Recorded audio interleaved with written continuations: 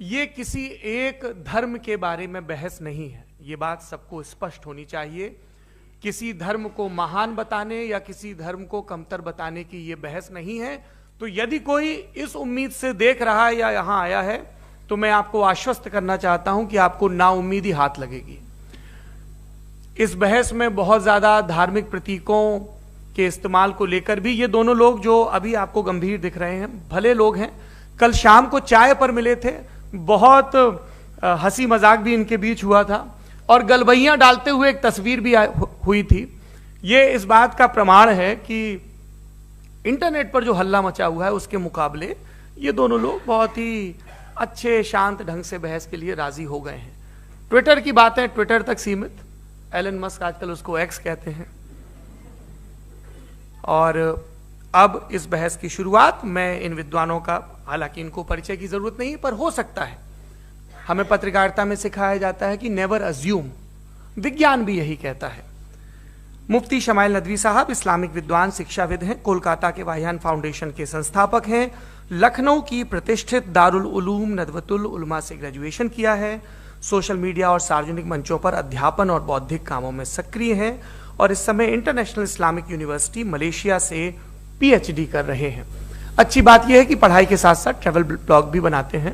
Petronas tower के सामने का ब्लॉग हमने देखा। हमारे साथ जावेद अख्तर साहब हैं। जावेद अख्तर साहब कवि हैं, शायर हैं, गद्य भी लिखते हैं, फिल्मों के लिए संवाद लिखे हैं, गीत लिखे हैं। इससे इतर ये वैज्ञानिक सोच को लेकर या अपने डिक्लेयर्ड एथिज्म को लेकर भी मुखर रहते हैं और अपने तहीं रैशनैलिटी की बात करते हैं। देवियों और सज्जनों, डज गॉड एग्जिस्ट? इस सवाल का जवाब सब अपने अपने तहीं खोजने की कोशिश कर रहे हैं।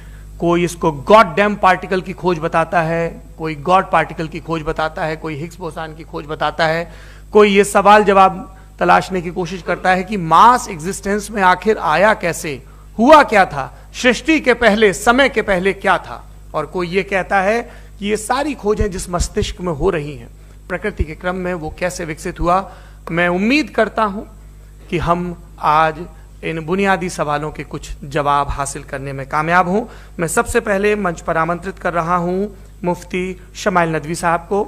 आइए सर जी।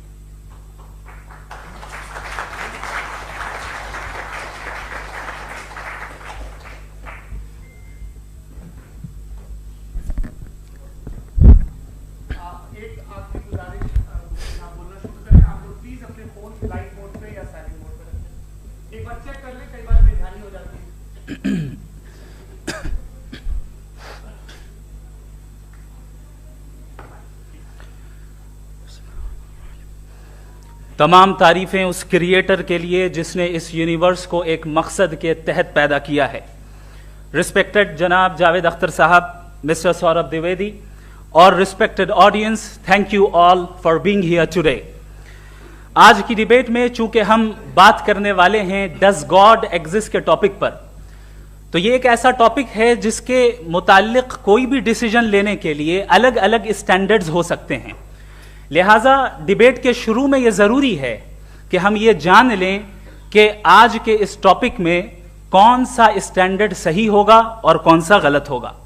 सबसे पहला स्टैंडर्ड जिसे मैं समझता हूं कि हमारे रिस्पेक्टेड जनाब जावेद अख्तर साहब बड़ी तेजी के साथ उसकी तरफ लपकेंगे, वो है साइंस। जबकि साइंस दर हकीकत खुदा के एग्जिस्टेंस को डायरेक्टली साबित करने या उसके एग्जिस्टेंस को डिनाई करने के लिए स्टैंडर्ड नहीं बन सकती। और उसकी वजह क्या है, ये मैं नहीं कह रहा, ये वो लोग कह रहे हैं जो साइंस के एक्सपर्ट्स हैं।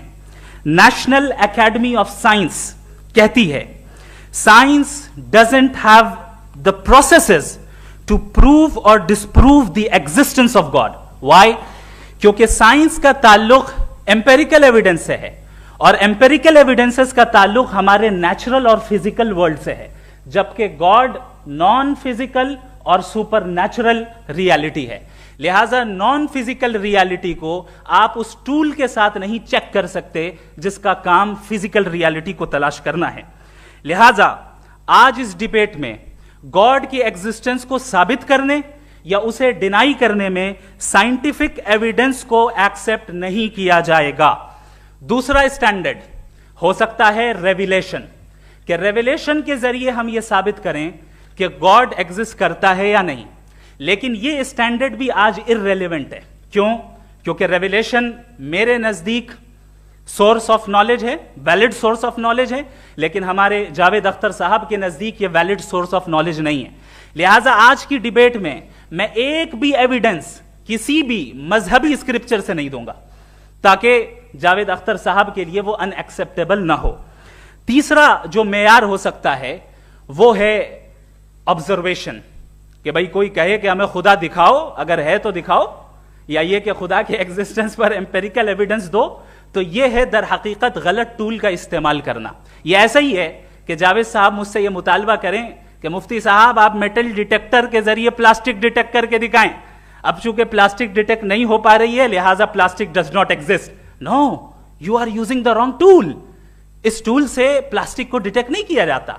लिहाजा मैं समझता हूं कि गॉड के एग्जिस्टेंस पर एम्पेरिकल एविडेंस का मुतालबा करना एक बचकाना मुतालबा है, और हमारे रिस्पेक्टेड जनाब जावेद अख्तर साहब इस स्टेज से अब बहुत आगे निकल चुके हैं। अब बचता है एक ही स्टैंडर्ड, और वो स्टैंडर्ड है अक्ल, लॉजिक, रीजनिंग। और यही वो स्टैंडर्ड है जिसके तहत गॉड की एग्जिस्टेंस को साबित किया जाएगा या गॉड की एग्जिस्टेंस को डिनाई किया जाएगा। लेकिन चूंकि ये बहुत इंपॉर्टेंट और सेंसिटिव टॉपिक है, इसलिए लॉजिकल आर्ग्यूमेंट भी ऐसा होना चाहिए जो डेफिनेटिव हो, इनडेफिनेटिव ना हो, जो 2 और 2 4 की तरह बिल्कुल वाजे हो, जिसे लॉजिकली रिजेक्ट करना पॉसिबल नहीं हो। फॉर एग्जाम्पल हम कहें हमारे रिस्पेक्टेड मिस्टर सौरभ साहब, ये एक इंसान है और तमाम इंसान कॉन्शियस बीइंग है, लिहाजा नतीजा क्या निकला? हमारे सौरभ साहब भी कॉन्शियस बीइंग है। क्या ये इनडेफिनेट आर्ग्यूमेंट है या डेफिनेट आर्ग्यूमेंट है? ये डेफिनेट आर्ग्यूमेंट है। ये 2 और 2 की तरह वाजे है, इसमें किसी तरह जो है लॉजिकली इसको रिजेक्ट नहीं किया जा सकता। तो अगर आज हमारे जावेद अख्तर साहब ऐसी कोई अकली दलील और लॉजिकल एविडेंस दें खुदा के ना होने पर जो डेफिनेट भी हो, तो मैं ये ऐलान करता हूं कि यकीनन मैं उस एविडेंस को कबूल करूंगा और उस पर गौर करूंगा। लेकिन साथ में यह भी ऐलान कर देता हूं प्रेडिक्शन के तौर पर कि ऐसा कोई डेफिनेट आर्ग्यूमेंट कोई नहीं पेश कर सकता। दलील हम देंगे और डेफिनेटिव दलील देंगे, लॉजिकल दलील देंगे, ऐसी दलील देंगे जो एंटायर एथिस्टिक वर्ल्ड उसे रेफ्यूट नहीं कर सकती। चलें अब हम एक एग्जाम्पल सोचते हैं, एक सिनेरियो, सिंपल सिनेरियो, तमाम ऑडियंस से गुजारिश है, हम और आप एक आइसोलेटेड आइलैंड पर हैं, ऐसा आइलैंड जहां पे हमसे पहले कोई कभी नहीं गया। चलते चलते आपके सामने अचानक आपने देखा एक पिंक कलर की बॉल पड़ी हुई है। सबसे पहला सवाल आपके जहन में क्या आएगा कि ये बॉल यहां क्यों आई, कैसे आई, ये पिंक कलर की ही क्यों है, कोई और कलर भी हो सकता था, ये इसी शेप में क्यों है, कोई और शेप भी हो सकता था। नेचुरली आप इस तरफ पहुंचेंगे कि कोई ना कोई है जिसने इन स्पेसिफिक प्रॉपर्टीज के साथ इस बॉल को बनाया है और यहां पे रखा है। चूंकि आप जानते हैं कि ये जो बॉल है इसका एग्जिस्ट करना जरूरी नहीं है, ये एग्जिस्ट कर भी सकती थी, नहीं भी कर सकती थी, और एग्जिस्ट करना ही था तो किसी और फॉर्म में करती, किसी और कलर में करती। अब आप इस बॉल को एक्सपैंड करते चले जाएं, एक्सपैंड करते चले जाएं, एक्सपैंड करते चले जाएं, यहां तक कि ये बॉल यूनिवर्स के साइज की हो जाए। बताइए कि क्या साइज के बढ़ जाने से सवाल बदल जाएगा? हरगिज नहीं बदलेगा। अभी भी सवाल रहेगा, ये यूनिवर्स कहां से आया, इन स्पेसिफिक प्रॉपर्टीज के साथ कहां से आया, क्यों आया, किसने बनाया, यह सवाल उस वक्त भी वैलिड रहेगा। लेकिन यह सवाल अगर हम जनाब जावेद अख्तर साहब से करें तो चूंकि इनका वर्ल्ड व्यू एथिस्टिक है, और सिर्फ इनका नहीं, मतलब जितने भी एथिस्ट हैं और एथिस्टिक वर्ल्ड व्यू को रखने वाले से अगर आप ये सवाल करें कि ये यूनिवर्स कहां से आया, तो इनका जवाब या तो आर्ग्यूमेंट फ्रॉम इग्नोरेंस होगा या डॉगमेटिक होगा। या तो ये कहेंगे कि मुझे नहीं पता कि यह कहां से आया, लिहाजा गॉड डज नॉट एग्जिस्ट, यह आर्ग्यूमेंट फ्रॉम इग्नोरेंस है, या यह कहेंगे कि यह यूनिवर्स खुद ब खुद बन गया। इसका मतलब यह है कि उस बॉल को भी खुद ब खुद बन जाना चाहिए, लेकिन बॉल के ताल्लुक से यह एक्सप्लेनेशन एक्सेप्ट नहीं की जाएगी कि यह खुद ब खुद बन गई, लेकिन यूनिवर्स के ताल्लुक से कर दिया जाएगा। इसे हम दूसरे अल्फाज में डॉगमा भी कह सकते हैं। दूसरी चीज, हमारे जावेद अख्तर साहब जरूर गॉड ऑफ गैप्स की मिसाल भी जरूर देंगे और मिसाल देंगे कि पहले जमाने में बिजलियां कड़कती थी तो लोगों ने किसी एक खुदा की तरफ और बारिश होती थी तो दूसरे खुदा की तरफ मंसूब कर दिया, उनके पास दलील नहीं थी। यह हमारा वर्ल्ड व्यू है ही नहीं, यह हमारा वर्ल्ड व्यू है ही नहीं, क्योंकि नेचुरल फेनोमेना के प्रोसेस की इंटरप्रिटेशन को जान लेने से यह कहां से साबित हो गया कि गॉड एग्जिस्ट नहीं करता है। इस पर मैं इंशाअल्लाह अभी आगे बात करूंगा। आप हजरात ये भी देखेंगे और मैं ये एक्सपेक्ट करता हूं कि हमारे रिस्पेक्टेड जनाब जावेद अख्तर साहब जरूर इमोशनल आर्ग्यूमेंट्स भी देंगे, जो कि एक लॉजिकल फेलेसी है जब बात आती है ट्रुथ को डिसाइड करने में। क्यों? मिसाल के तौर पर वो कहेंगे कि अगर गॉड है तो इविल क्यों एग्जिस्ट करता है, जबकि मैं कहता हूं इविल का एग्जिस्ट करना गॉड के एग्जिस्ट करने की दलील है, उसके खिलाफ नहीं है। चूंकि अगर गॉड है तो हम सब उसके सामने अकाउंटेबल हैं, और अगर हम अकाउंटेबल हैं तो अकाउंटेबिलिटी के लिए इविल का मौजूद होना जरूरी है, उसके बगैर हम अकाउंटेबल नहीं हो सकते। और अगर हम अकाउंटेबल नहीं हैं तो हम जनाब जावेद अख्तर साहब से पूछेंगे कि आप बताएं कि फिर सफरिंग इस दुनिया में क्यों है? अगर खुदा नहीं है तो सफरिंग क्यों है? और उन लोगों के जज्बे का क्या जिनके अंदर सफरिंग के बाद इंतकाम लेने का जज्बा पाया जाता है और वो इस दुनिया से ऐसे ही चले गए, क्या उनकी सारी तकलीफें बेकार चली जाएंगी? अब आ जाएं उसी एग्जाम्पल की तरफ कि बॉल, मुझसे अगर कोई पूछे इस बॉल को किसने बनाया और या इस एक्सपेंडेड बॉल को किसने बनाया, मैं कहूंगा कि चूंकि ये यूनिवर्स और इस यूनिवर्स की तमाम चीजें कॉन्टिंजेंट हैं। कॉन्टिंजेंट होने का मतलब ये होता है कि जो अपने एग्जिस्टेंस पे किसी के ऊपर डिपेंड करती हो, तो जाहिर है ये यूनिवर्स कॉन्टिंजेंट है। और अगर कोई चीज कॉन्टिंजेंट नहीं है तो मैं रिक्वेस्ट करूंगा कि मुझे दिखा दें कि कौन सी चीज यूनिवर्स में कॉन्टिंजेंट नहीं है, हम भी जरा गौर कर लें और हम भी देख लें। और जब कॉन्टिंजेंट चीजें मौजूद हैं तो फिलोसोफर्स की इस्तिलाह के मुताबिक, हम उस टर्मिनोलॉजी के मुताबिक हम उस जगह तक पहुंचते हैं और उस हस्ती तक पहुंचते हैं जिसे नेसेसरी बीइंग कहा जाता है, कि ये वो नेसेसरी बीइंग है जिसका मौजूद ना होना नामुमकिन हो। क्योंकि अगर ये मौजूद ना हो तो सारी चीजें एग्जिस्टेंस में आएंगी ही नहीं, और ये सारी कॉन्टिंजेंट चीजें उसी के ऊपर डिपेंड करती हैं। अब अगर आप ये सवाल करते हैं कि फिर उस हस्ती को किसने बनाया, फिर उसका कॉज क्या है, फिर उसका कॉज क्या है, फिर उसका कॉज क्या है, और एंडलेसली चले जाएं, इसे हम कहते हैं इन्फिनिट रिग्रेस ऑफ कॉजेस, जो कि लॉजिकल फेलेसी है। कॉन्सेप्चुअली इन्फिनिटी पॉसिबल है। मिसाल के तौर पे न्यूमेरिकल्स 1 2 3 गिनते चले जाएं, इन्फिनिट नंबर्स हैं। मैं कॉन्सेप्चुअली बात नहीं कर रहा, प्रैक्टिकली रियलिटी में साबित करके दिखाएं कि infinite regress of causes possible है या नहीं। अगर पॉसिबल है तो हम मान लेंगे, मिसाल दे दें, और पॉसिबल नहीं है तो एक ही ऑप्शन बचता है जिसे हम कहते हैं नेसेसरी बीइंग। ऐसी नेसेसरी बीइंग जो इंडिपेंडेंट है, क्योंकि अगर वो डिपेंडेंट हुई तो वो नेसेसरी नहीं रहेगी। ऐसी इंडिपेंडेंट बीइंग जो इटर्नल है, अगर वो इटर्नल नहीं होगी, उसकी बिगिनिंग होगी तो वो खुद कॉन्टिंजेंट है। ऐसी बीइंग जो पावरफुल है, क्योंकि कॉन्टिंजेंट को एक्चुअलाइज करने के लिए पावर चाहिए। ऐसी बीइंग जो इंटेलिजेंट है और नॉलेजेबल है, क्योंकि ये यूनिवर्स स्पेसिफिक फॉर्म और स्पेसिफिक लॉज ऑफ नेचर के तहत प्रिसाइजली चल रहा है। Thank you. थैंक यू मुफ्ती साहब। मैं इन दलीलों के बाद जावेद अख्तर साहब से गुजारिश करूंगा, आप बैठ के बोलना चाहेंगे या बाहर? जी।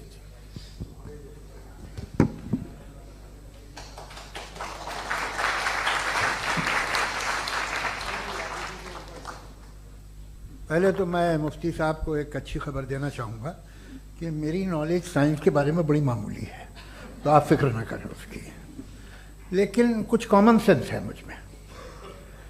देखिए, ये खुदा का तस्वुर कोई नया तस्वुर नहीं है, ये सदियों से रहा है। ये कुछ रिलीजन 3000 साल पुराने होंगे, 4000 साल पुराने होंगे, लेकिन इंसान कोई 10,000 12,000 साल से एग्जिस्ट करता है होमोसेपियन की शक्ल में, और हमेशा कुछ ना कुछ मजहब रहे। ये मजहब जाहिलों के नहीं थे, ये मजहब एक ऐसी ग्रीक सोसाइटी के थे जहाँ बड़े बड़े फिलोसफर्स पैदा हुए। ये मजहब इजिप्शियंस के थे जिन्होंने पिरामिड्स बनाए थे। ये रोमन्स के थे कि जिनका आर्किटेक्चर और सेनेट यानी पहली बुनियाद डेमोक्रेसी की, लिमिटेड थी मगर डेमोक्रेसी थी, ये उन लोगों ने किए थे। तो इनका जो जुपिटर था, रा था, ज़्यूस था, उन्हें उस पर इतना ही एतमाद था जितना आज किसी मजहबी आदमी को अपने खुदा पे होगा। क्रिश्चियनिटी आने से पहले यूरोप में एक मजहब था, जर्मेनिक रिलीजन। उसका एक खुदा था, उसकी एक बीवी थी, उसके 2 बेटे थे, एक बेटी थी। कि जर्मनी में जब यूरोप में क्रिश्चियनिटी आई तो वो खुदा, उसकी बीवी और पूरे ख़ानदान चला गया। तो हमने, अगर हम हिस्ट्री देखें तो खुदा जो है वो ज़्यादातर फ़ानी है, वो हमेशा रहे नहीं। और वो जो लोग इन्हें मानते थे उनको आप कहें वो तो जाहिल थे, उन्हें तो कुछ पता ही नहीं था, ऐसा नहीं है।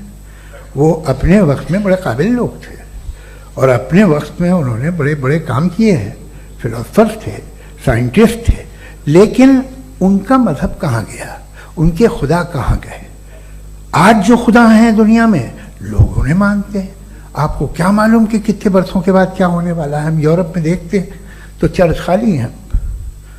तो वक्त के साथ चीज़ें बदलती हैं। जहाँ तक इसका ताल्लुक है मजहबों का, हर मजहब आपसे एक चीज़ मांगता है, फेथ। ये फेथ क्या चीज़ होती है? What is the difference between faith and belief? ये तो बहुत ही अहमकाना बात होगी कि कोई आदमी कहे साहब अगर खुदा है तो मुझे दिखाइए। ये तो जाहिलाना बात हुई। मैंने तो नॉर्थ पोल नहीं देखा है, मगर मैं मानता हूँ कि नॉर्थ पोल है। मैं क्यों मानता हूँ?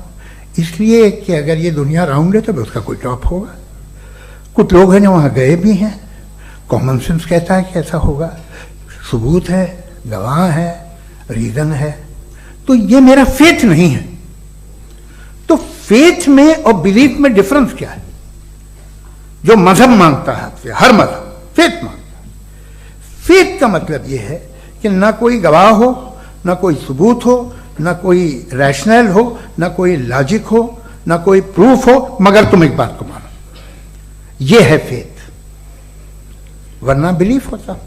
अगर इसमें कुछ भी सबूत होते, गवाह होते, तो फिर इसे आप बिलीफ कहते हैं। जैसे मेरा बिलीफ है कि नॉर्थ पोल है, मेरा फेथ थोड़ी है। फेथ इन तमाम शर्तों को रद्द करता है। तो फिर स्टुपिडिटी क्या है? अगर मैं एक बात ऐसी मानूं जिसकी ना कोई लॉजिक है, ना कोई रैशनल है, ना कोई प्रूफ है, ना कोई गवाह है, ना कोई सबूत है, और मैं उसे मानूं, तो ये स्टुपिडिटी हुई। इसे ही भाई कल को मैं यकीन कर लूं कि एलॉन मस्क जो है मेरा भाई है, तो मुझे इंतहाई खुशी होगी, सुकून भी बहुत मिलेगा मुझे। लेकिन और कहे भाई क्यों मानते हो, क्या सबूत है? भाई वो तो अमेरिकन है और तुम तो इंडियन हो, वो तो नस्ल अलग है, तुम्हें कभी मिले भी नहीं। साहब देखिए मेरा फेथ है, इस पे बात न किया। फेथ का मतलब ही यह है कि आप प्रूव नहीं कर सकते। अगर आप प्रूव कर सकते हो तो फेथ की जरूरत ही नहीं, फिर तो आप बात करेंगे, आप कितनी बहस कर लीजिए।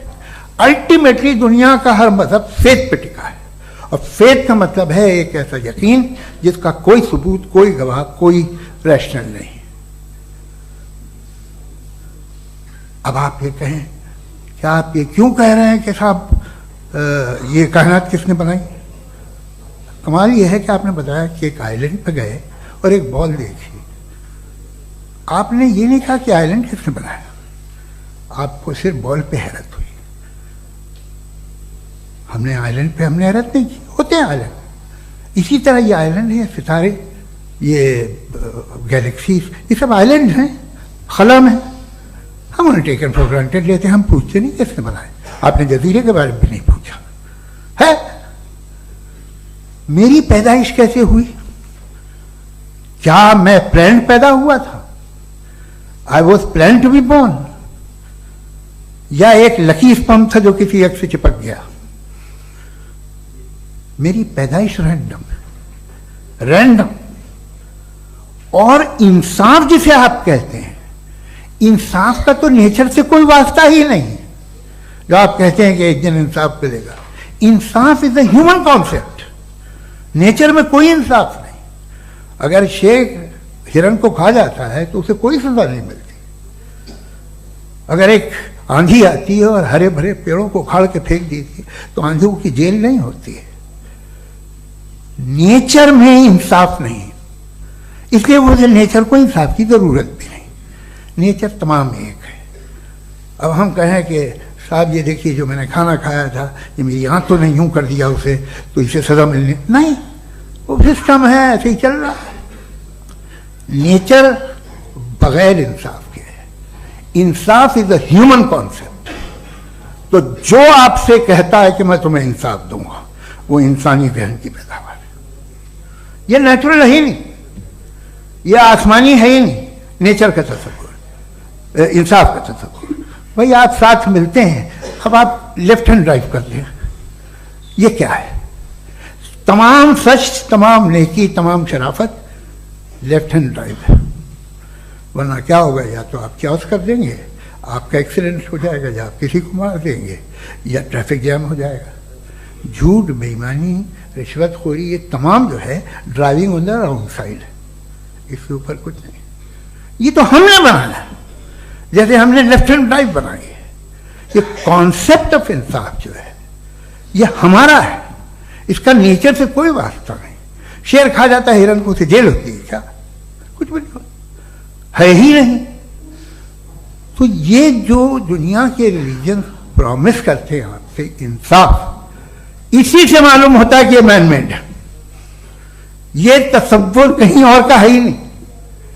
जो नेचर है, कुछ लोग कहते हैं नेचर ही खुदा है, तो नेचर में तो इंसाफ नहीं कहीं।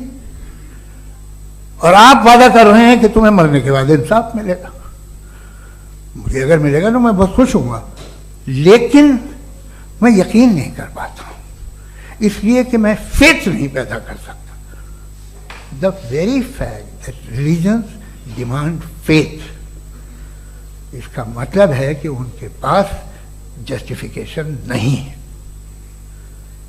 अच्छा साहब, फिर रिलीजन अगर मॉडरेशन में है, कोई सा भी नहीं, वो आप में कुछ खूबियां भी पैदा करता होगा। देखिए उससे ये फायदा है, वो फायदा है। अल्कोहल जो है वो ज़्यादातर दवाओं में यूज होती है, और एक सर्वे किया गया था अमेरिका में कि लॉन्जिटिविटी किन लोगों की है। तो एक तरफ वो लोग थे जो शराब पीते ही नहीं थे, और एक तरफ वो थे जो एक बोतल शराब रोज पीते थे। सबसे ज़्यादा लंबी उम्र उनकी है जो 2 पैक नाप के शराब पीते और खाना खाते हैं। मगर हम शराब को बुरा समझते हैं, मैं भी बुरा समझता हूँ। क्यों? ऐसा होता नहीं। कुछ चीज़ों में आदत होती है जो बढ़ती है। आज तक में एक आदमी दूध पीता है, आप 10 साल बाद भी मिलेंगे तो एक ही गिलास पीता होगा। ऐसा नहीं होता, सुबह से दूध पीता रहता है। मिल्कोहलिक मैंने नहीं देखे, अल्कोहलिक होते हैं। ये टेंडेंसी है मजहब की कि वो बढ़ता है, जैसे कैंसर बढ़ता है, जैसे शराब बढ़ती है। कुछ लोग होंगे जो उसे सही तरह से यूज करते। मुझे यकीन है कि हमारे मुफ्ती साहब भी उनमें से एक हैं, इनसे बहुत खुशी हुई मुझे इनसे मिलकर। लेकिन कितने लोग हैं कि आज आप देखते हैं दुनिया में जो तबाहियां हैं, इनमें कितना हाथ है उन लोगों का जो बिलीवर कहते था मजहब ये नहीं कहता, ना कहता होगा, मगर जब ये मजहब पीते हैं तो ऐसे बिहेव करते हैं। थोड़ा सा अगर हो तो शायद बहुत अच्छी बात, लेकिन शराब थोड़ी सी नहीं रहती, उसमें टेंडेंसी है पहले। थोड़ा सा अगर 2-3 कैंसर के सेल हो ना बॉडी में तो आदमी सिम रहेगा, लेकिन वो 2-3 सेल नहीं रहते, वो मल्टीप्लाई होते हैं। जावेद साहब, टाइम पूरा हो गया। टाइम हो गया, तो बस बात खत्म हो गई। अच्छा, मुझे कुछ और कहने को था भी नहीं। जी, मैं पहले जवाबी दौर के लिए इनवाइट कर रहा हूं मुफ्ती साहब को। Your rebuttal round 1, you have 7 minutes.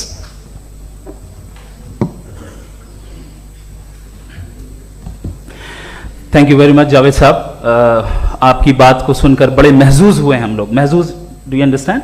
We enjoyed.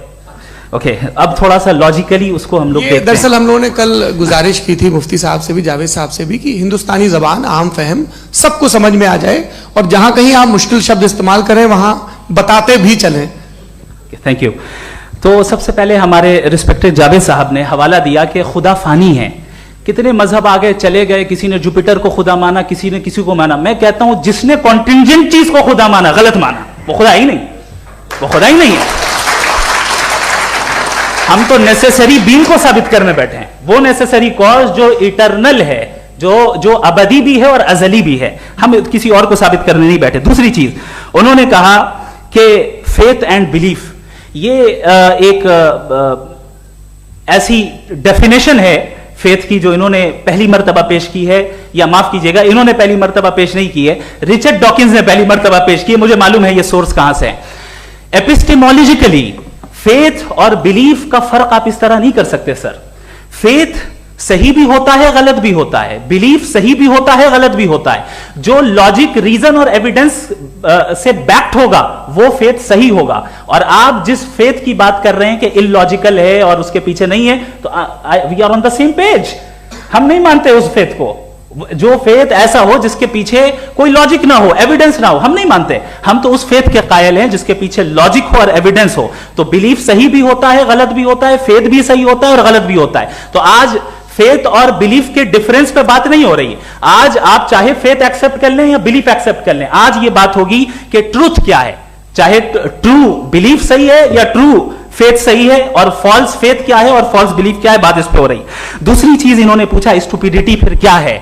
अगर फेथ, रिलीजन स्टुपिडिटी नहीं है तो और क्या है? चूंकि फेथ का मुतालबा करते हैं तो स्टुपिडिटी क्या है? मैं कहता हूं स्टुपिडिटी एथिज्म है। उसकी वजह यह है कि आप एक सड़क पे जा रहे हो और आप किसी गार्डन में जाएं और देखें वहां लिखा है फूलों के साथ, I love Javed Akhtar and I really do, I love you sir.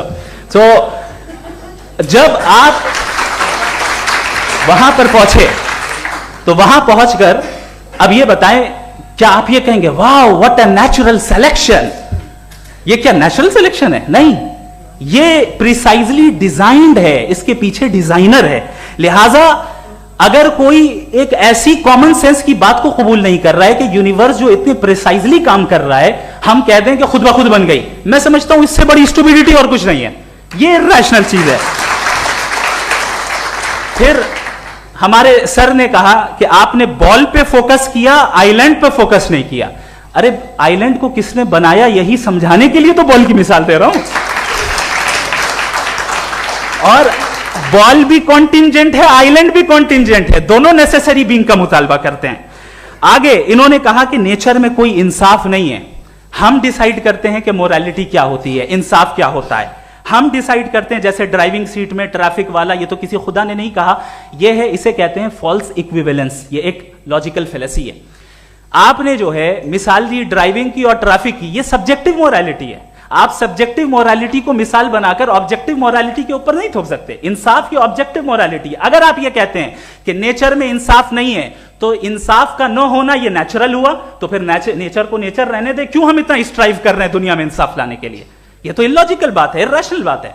इसलिए बहुत सी चीजें ऐसी हैं जो ऑब्जेक्टिवली जो है इविल या गुड हैं, और बहुत सी चीजें ऐसी हैं जो सब्जेक्टिवली हैं। सब्जेक्टिवली जो मोरल होता है या इमोरल होता है, उसको हम सोशल कंसेंसस से या पर्सनल प्रेफरेंस से डिसाइड करते हैं। लेकिन जो ऑब्जेक्टिव मोरालिटी है, जिसमें इंसाफ आया, जो इन्होंने बार बार रिपीट किया, ये ऑब्जेक्टिव है, सब्जेक्टिव नहीं है। अगर आप कहते हैं ये सब्जेक्टिव है, तो मेरा सवाल आपसे यह है, क्या सोशल कंसेंसस के जरिए अगर जुल्म को सही करार दे दिया जाएगा तो आप जुल्म को जस्टिफाई करेंगे? दूसरी चीज इन्होंने यह कहा कि 2 पैक शराब पी लें तो वो उतने पे नहीं रहता, बढ़ जाता है। यही मामला मजहब के साथ है। 2 पैक आप पी लें, बढ़ेगा। तो ये एक ऐसी मिसाल है, इसको कहीं भी फिट कर लें कि आप एथिज्म पे जब फिट करें, जब आप 2 पैक एथिज्म का लेंगे ना, तो वो बढ़ बढ़ के नॉर्थ कोरिया बनेगा। Thank you.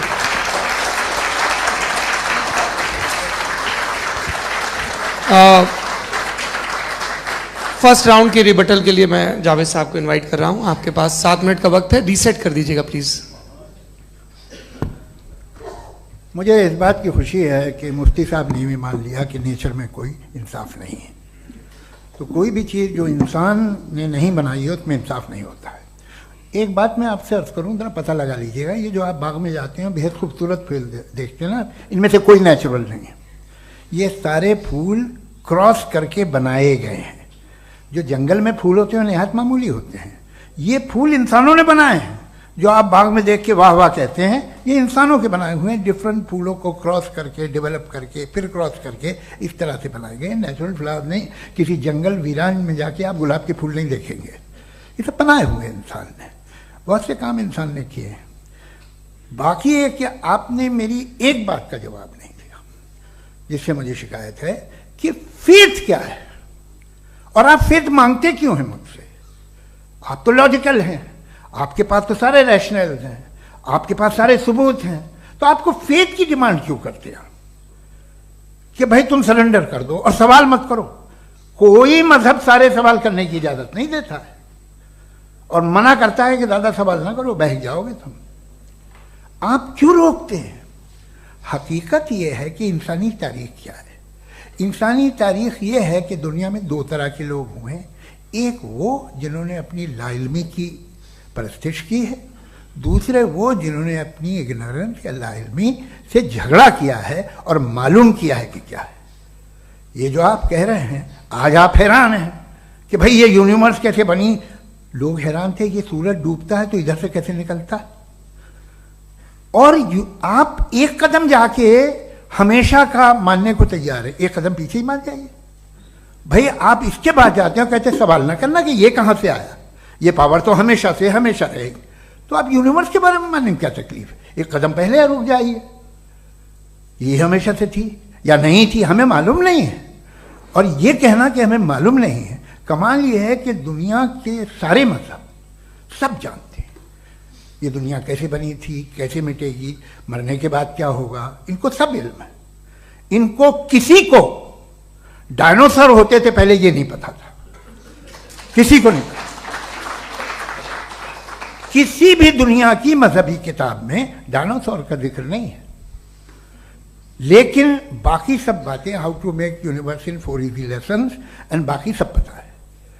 जिसको सब पता है वो गड़बड़ है।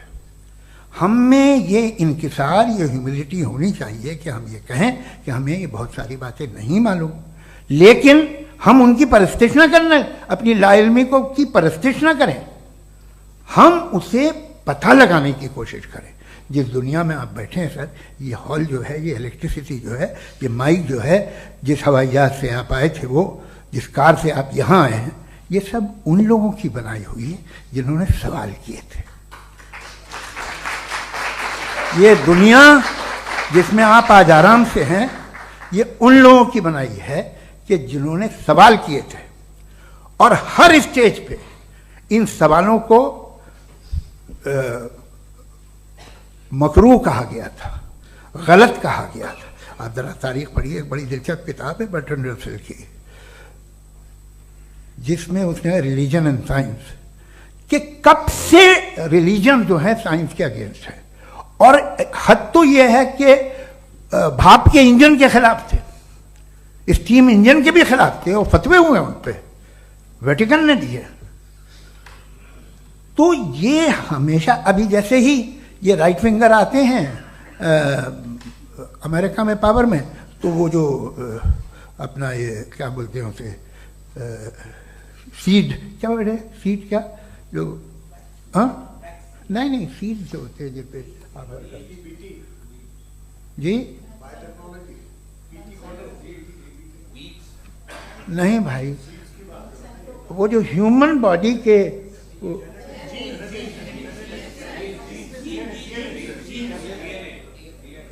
उस पर रिसर्च बंद हो जाती है, रिपब्लिकन नहीं करने देते। अरे भाई इतना डर क्या है तुम्हें? एक जमाने में बहुत नाराज थे ये सारे मजहबी लोग कि ये इंसान तो इंसान बनाने की कोशिश कर रहा है। आपको क्या तकलीफ भाई, बना ले तो बना लेने दो, ये खौफ क्या है? और ये सब आज जो आप कह रहे हैं नामुमकिन है, ये कैसे हुआ? मुझे एक किस्सा याद आता है। जब मैं 6ठी क्लास में था तो मैं मैथमेटिक्स में बहुत वीक था, तो एक टीचर रख दिया गया, उसने 1 2 3 4 5 6 7 तो सिखा दिया मुझे। वो दिन मैं भूल नहीं सकता हूँ मुफ्ती साहब, जिस दिन उसने ये बताया कि 1/2 क्या होता है और 3/4 क्या होता है। मुझे ऐसा लगा कि मेरा सर बीच से फट जाएगा। यह आदमी कह रहा है कि जो दीवार के अंदर जाओ वॉक करते हुए। आज हंसता हूँ मैं इस बात पे। तो आज जो बातें आपके जहन से बिल्कुल परे हैं और आप हैरान होते उन्हें देख के, एक वक्त आएगा कि मामूली लगेंगे। और हुआ है, आपकी इंसानी तारीख ही है। इतनी जल्दी सारे फैसले आप मत कर लीजिए, थोड़ा ये ह्यूमिलिटी रखिए कि भाई ये हमें नहीं मालूम। ये कहने में क्या आ रहा है? ये यूनिवर्स कहाँ तक फैली, ये कब से है और कब तक रहेगी, हमें नहीं मालूम। आपने फैसला कर लिया कब बनी। ये आपके हिसाब से कोई 14 बिलियन ईयर बनी जो समझा जाता है। उससे पहले हजारों करोड़ों अरबों साल तक खुदा बैठा क्या कर रहा था? खामोश बैठा था ऐसे ही, दवाइयाँ ले रहा था। फिर उसे आइडिया आया, यार एक काम करते, वक्त अच्छा गुजर जाएगा, यूनिवर्स बनाते। सोचिए,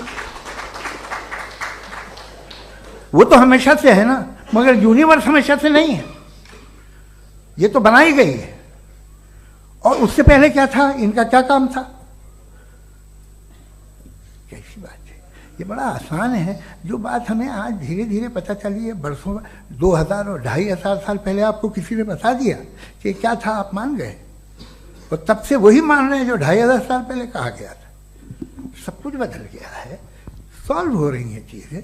अभी साइंस बिल्कुल दावा नहीं करती, या कोई फिलोसफर ये दावा नहीं करता कि हमें सब मालूम, बल्कि वो कहता है कि हमें जितना मालूम होता है उससे ये मालूम होता है कि हमें कितना कम मालूम।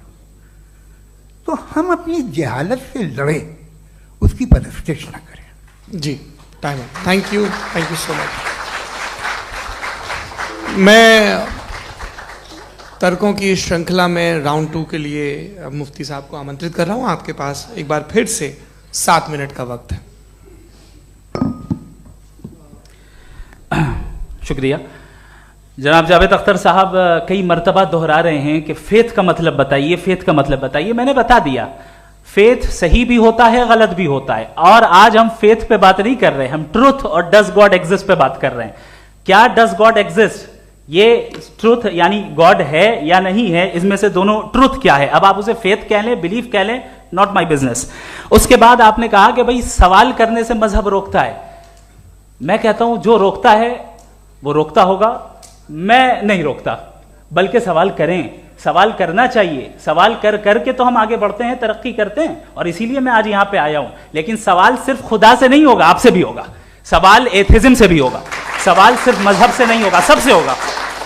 और आज मैं सवाल करूंगा और उम्मीद है कि आप जवाब देंगे। अभी तक आपने वैसे कॉन्टिंजेंसी आर्गुमेंट का कोई जवाब नहीं दिया है।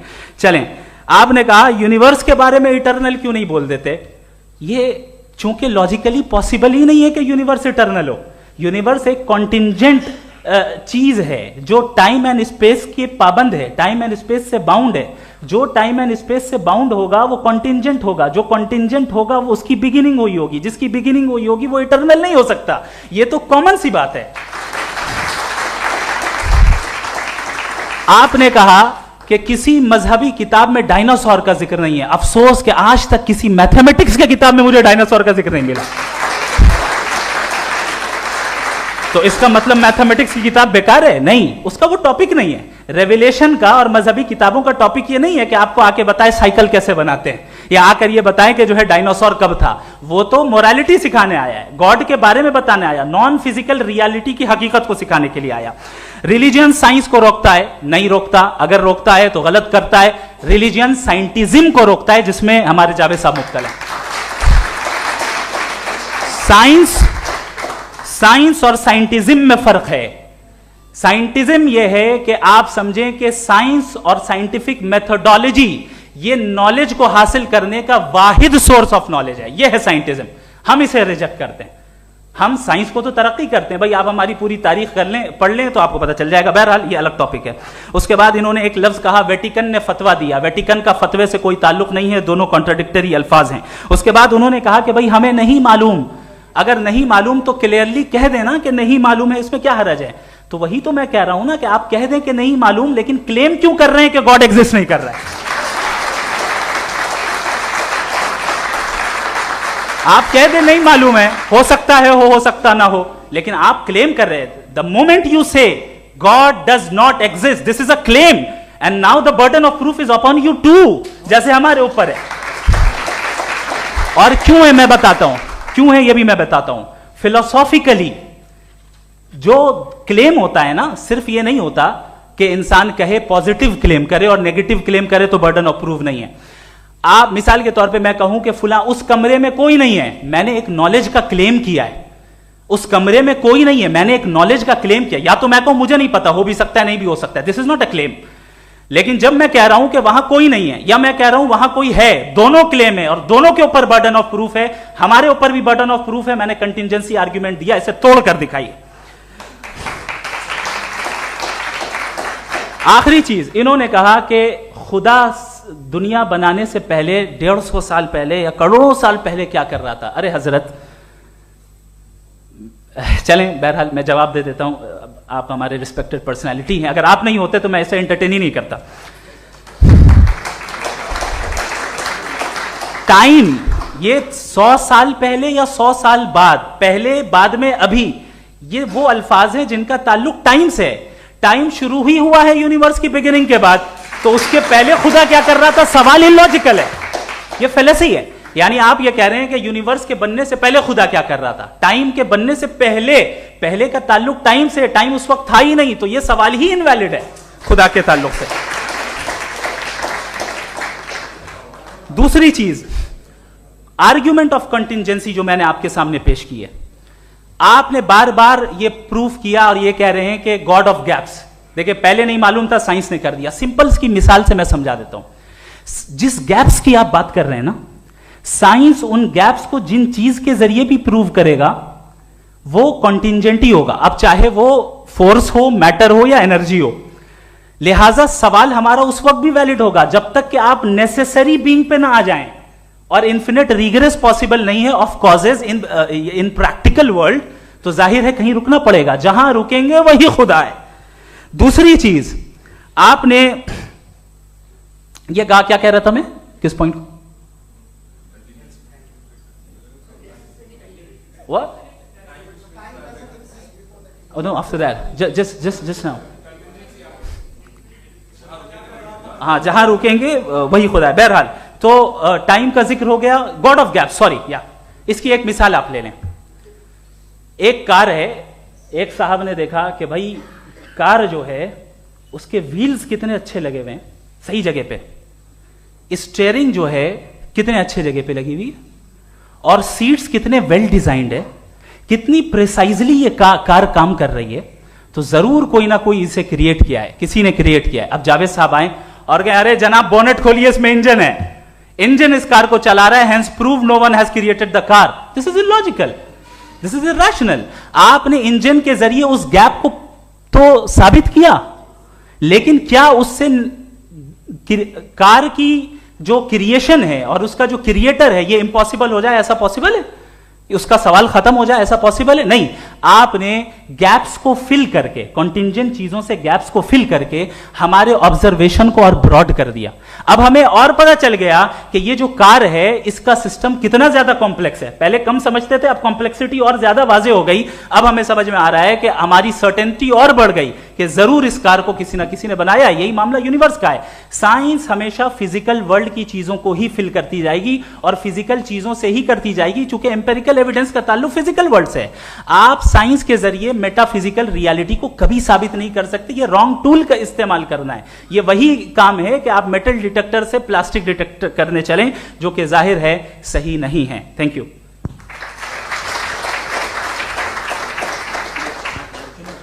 जी, ये आर्ग्यूमेंट का राउंड 2 है। हाँ। 7 मिनट है।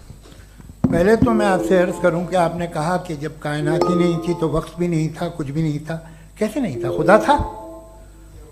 एक एग्जिस्टेंस तो था ना खुदा का। तो जब खुदा था तो वक्त भी होगा। ऐसा नहीं कि कुछ भी नहीं था, खुदा था। अच्छा, बाकी एक आपने कहा साहब आप साबित कीजिए, आपके पास भी लॉजिक है, मेरे पास भी लॉजिक है। मेरा जिम्मेदारी नहीं है साबित करना कि खुदा है। बर्टन रसल ने बड़ी अच्छी बात कही।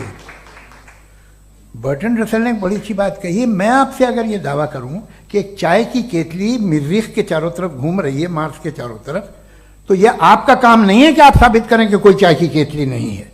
ये मेरा काम है, मैंने दावा किया है। ये दावा तो मजहबी लोग करते हैं कि खुदा है। मैं क्यों साबित करूं कि नहीं है? जब तक आप मुझे कन्विंस नहीं कर देंगे मैं नहीं मानूंगा।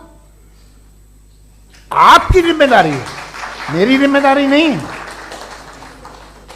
दोयम ये कि ये जो आप कह रहे हैं, जो गैप्स हैं, ये गैप जब जब किसी मजहब को चैलेंज करते हैं, जब ऐसा कोई बात आती है तो हंगामा हो जाता है कि जब वो चैलेंज करें किसी फेथ को। ये तमाम साइंस जो है इसे मुख्तलिफ जगहों पे मुख्तलिफ वक्तों में मजहब ने रोकने की कोशिश की है। ये किताब है religion and science, Burton Russell की, पढ़िएगा, अच्छी लगेगी आपको। तारीख ही है साइंस मजहब की। साइंस से उसका यही रिश्ता है। अच्छा, अब ये हम सोचें कि बहरहाल ये वजूद जो है मजहब और ये बिलीव इन गॉड इंसान को बेहतर बना देता है, तो एक काम कीजिए, हिंदुस्तान वर्ल्ड का नक्शा लीजिए और मार्क कीजिए कि रिलीजन कहाँ कहाँ ज़्यादा है, कहाँ कहाँ, चाहे वो लैटिन अमेरिका हो या मिडल ईस्ट हो या फार ईस्ट हो या हिंदुस्तान के वो इलाके जहाँ मजहबियत ज़्यादा है। रख दीजिए नक्शा अलग। अब दूसरा नक्शा कि कहाँ कहाँ नाइंसाफ़ी, रिप्रेशन, औरतों के हुकूक की पामाली, जुल्म, डिक्टेटरशिप कहाँ है, नक्शा एक ही होगा। तो आप मुझे बताएं कि जो इसका तरकीब इस्तेमाल क्या है, खुदा का तरकीब इस्तेमाल तो बताइए। आप छोटी सी दवा सड़क पे बेचते हैं, उसकी भी तरकीब इस्तेमाल बताते हैं। इसके इस्तेमाल से तो फायदे नहीं हुआ किसी को। जो सारे के सारे खराब मुल्क हैं, खराब समाज है, वो सारे जुल्म खुदा के नाम पे करते हैं। वो गलत करते हैं, सही करते हैं, मुझे क्या लेना देना उससे। इस्तेमाल से मालूम होता ना। एक विस्की की बोतल कभी शायद देखी हो आपने, लाल रंग की होती है, उस पर रोशनी और छपड़ा इंतहाई खूबसूरत लगती है, क्या बिगाड़ रही है किसी का, उसका इस्तेमाल गलत है, इसलिए आप उसे नापसंद करते हैं। इसका इस्तेमाल गलत है, इस तसव्वुर का इस्तेमाल ही गलत है और हमेशा से गलत हुआ है। आप देख लीजिए, इंसानी तारीख देख लीजिए, आज देख लीजिए, हिंदुस्तान देखिए, दुनिया देख लीजिए क्या हो रहा है। इसे कैसे इस्तेमाल कर रहे हैं फेथ वाले लोग? क्या फेयर हैं, जस्ट हैं, जो अपने खुदाओं पे यकीन रखते हैं? वो किस तरह के लोग हैं? वो लोगों को इंसाफ देते हैं, वो बेहतर इंसान बने। तो इस दवा का फ़ायदा क्या है? चलो बहुत फ़ायदा हो रहा तो मैं इस्तेमाल कर लूँगा, मगर मुझे तो इस दवा का कोई फ़ायदा दिखता ही नहीं। मुझे तो ऐसा लगता, मैं एक और बात बताऊँ, अगर कोई आदमी मजहबी है और अच्छा आदमी है तो मैं उसकी बहुत इज्जत करता हूँ, इसलिए कि मेरा ख्याल है मजहबी आदमी का अच्छा होना मुझसे अच्छा होने से ज़्यादा मुश्किल है। भाई हर चीज़ की एक लिमिट है। आप इतना भाग सकते हैं, इतना नहीं भाग सकते, इतना वजन उठा सकते, इतना नहीं उठा सकते, इतना दूर देख सकते हैं, इतना दूर नहीं देख सकते। उसी तरह कॉमन सेंस कहता है कि आप में नेकी का भी एक कोटा होगा। अब आप अगर सुबह जाते हैं अपनी इबादत गाह और इबादत करते हैं, तो बाहर निकलते हैं तो आप तो यही महसूस करते हैं कि आपने एक बहुत अच्छा काम किया, आपकी नेकी का एक बहुत बड़ा कोटा खर्च हो गया जिससे किसी का कोई फ़ायदा नहीं हो। मैं तो नहीं जाता हूँ, तो मुझे तो किसी को खाना खिलाना पड़ेगा, किसी बेवा की मदद करनी पड़ेगी। मैं अपना कोटा कैसे कंज्यूम करूं?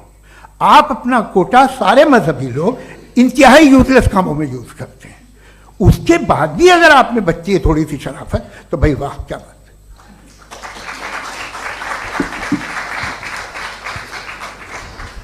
एक तो मुझे ये बात बहुत अच्छी लग रही है कि दोनों ही विद्वान समय को मानते हैं और बहुत समय से अपनी दलीलें और बाज़ दफ़ा समय से पहले अपनी तकरीरें पूरी करके अपनी अपनी कुर्सी पर बैठ रहे हैं।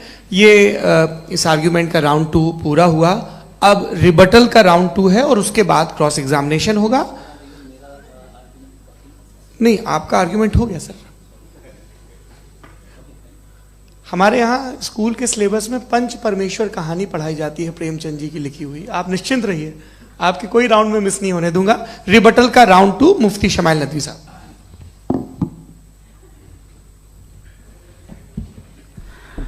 असल में जो हकीकी प्रॉब्लम है, असल प्रॉब्लम है, वो ये है कि जावेद साहब के पास कॉन्सेप्ट ऑफ गॉड क्लियर नहीं है। इन्होंने कहा कि कायनात से पहले खुदा तो था, तब भी तो टाइम होगा। ये टाइम कायनात का हिस्सा है।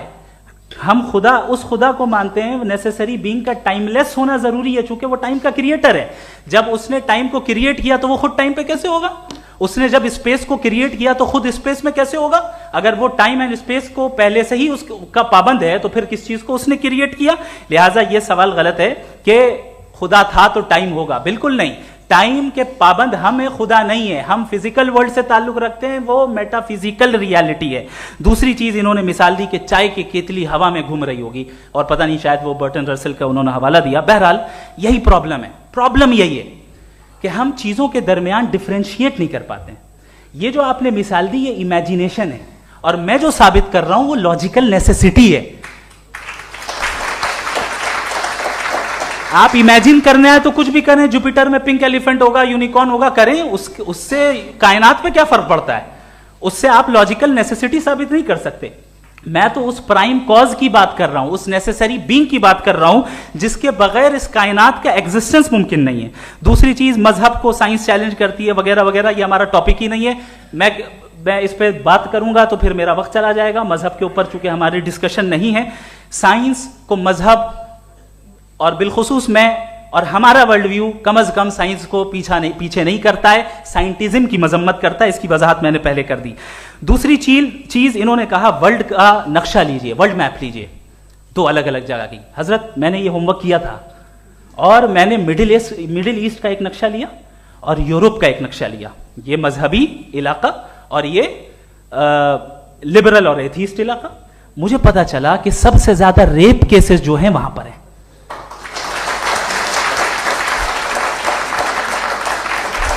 मुझे यह पता चला यूएन की रिपोर्ट के मुताबिक, मैं ये अपने घर से नहीं लेके आ रहा, कि जो वर्किंग वुमेन है यूरोपियन कंट्रीज में, उसमें 81% वुमेन सेक्सुअल हैरेसमेंट का वर्क में शुमार हो रही है। ये मिडिल ईस्ट में नहीं हो रहा है, वो मजहबी लोग हैं इसलिए नहीं हो रहा है। दूसरी चीज, आपने ये कहा कि मजहबी आदमी का अच्छा होना हमारे अच्छे होने से बहुत मुश्किल है, बहुत मुश्किल है। तो इसका मतलब यह है कि गॉड के अलावा आपके पास अच्छे और बुरे का कोई स्टैंडर्ड है। मैं चाहूंगा कि कन्वर्सेशनल स्टाइल वाली डिस्कशन और सेगमेंट पे इसी पे बात कर लेते हैं। Thank you very much.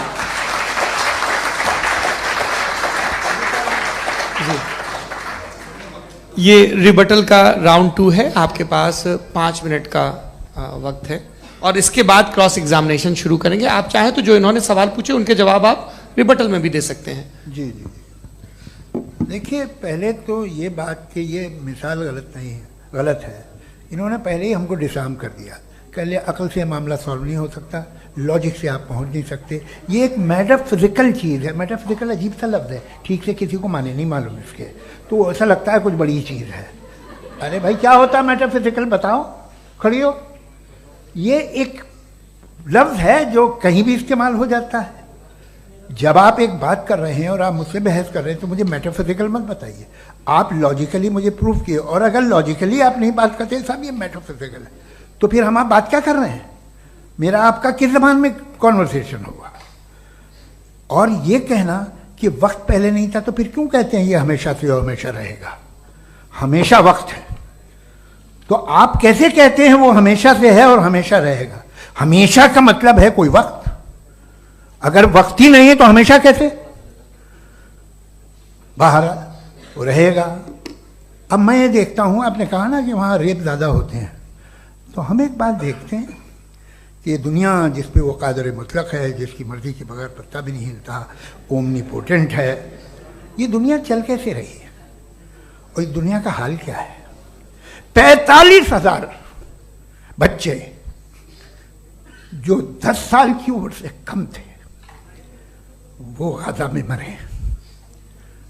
भूख से काला हांडी में बच्चे मरते हैं और डिप्थेरिया से मरते हैं।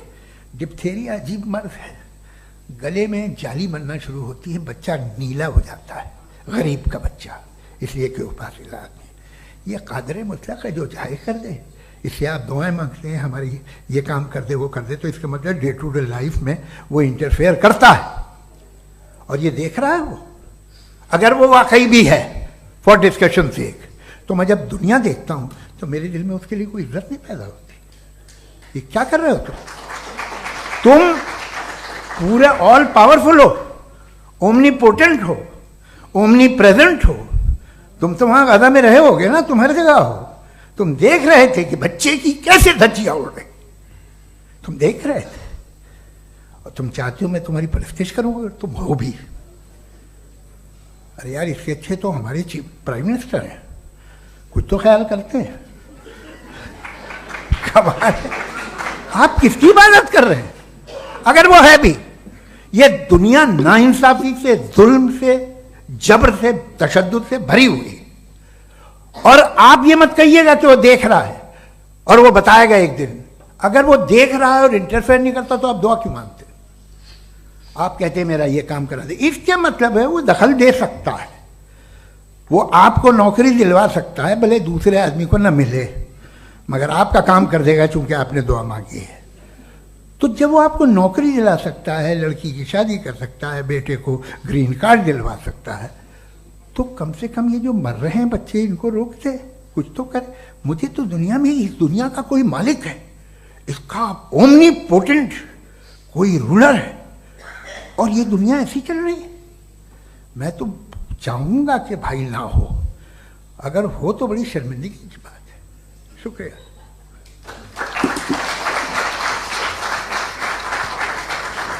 देवियों और सज्जनों, इस बहस के 2 राउंड और 2 रिबटल पूरे हो चुके हैं। अब सबसे जरूरी और सबसे मुश्किल राउंड शुरू हो रहा है, क्रॉस एग्जामिनेशन का। अब इन विद्वानों की सज्जनता की एक परख भी होगी, और वक्त हमने 16 मिनट का तय किया है। पहला सवाल आप पूछना चाहेंगे? जी बिल्कुल। पहले बोले भी आप आप माइक ले लीजिएगा हाथ में, ये नीचे से जी। मैं बोलता हूँ, ये डायस हटा सकते हैं क्या हम थोड़ा क्विकली?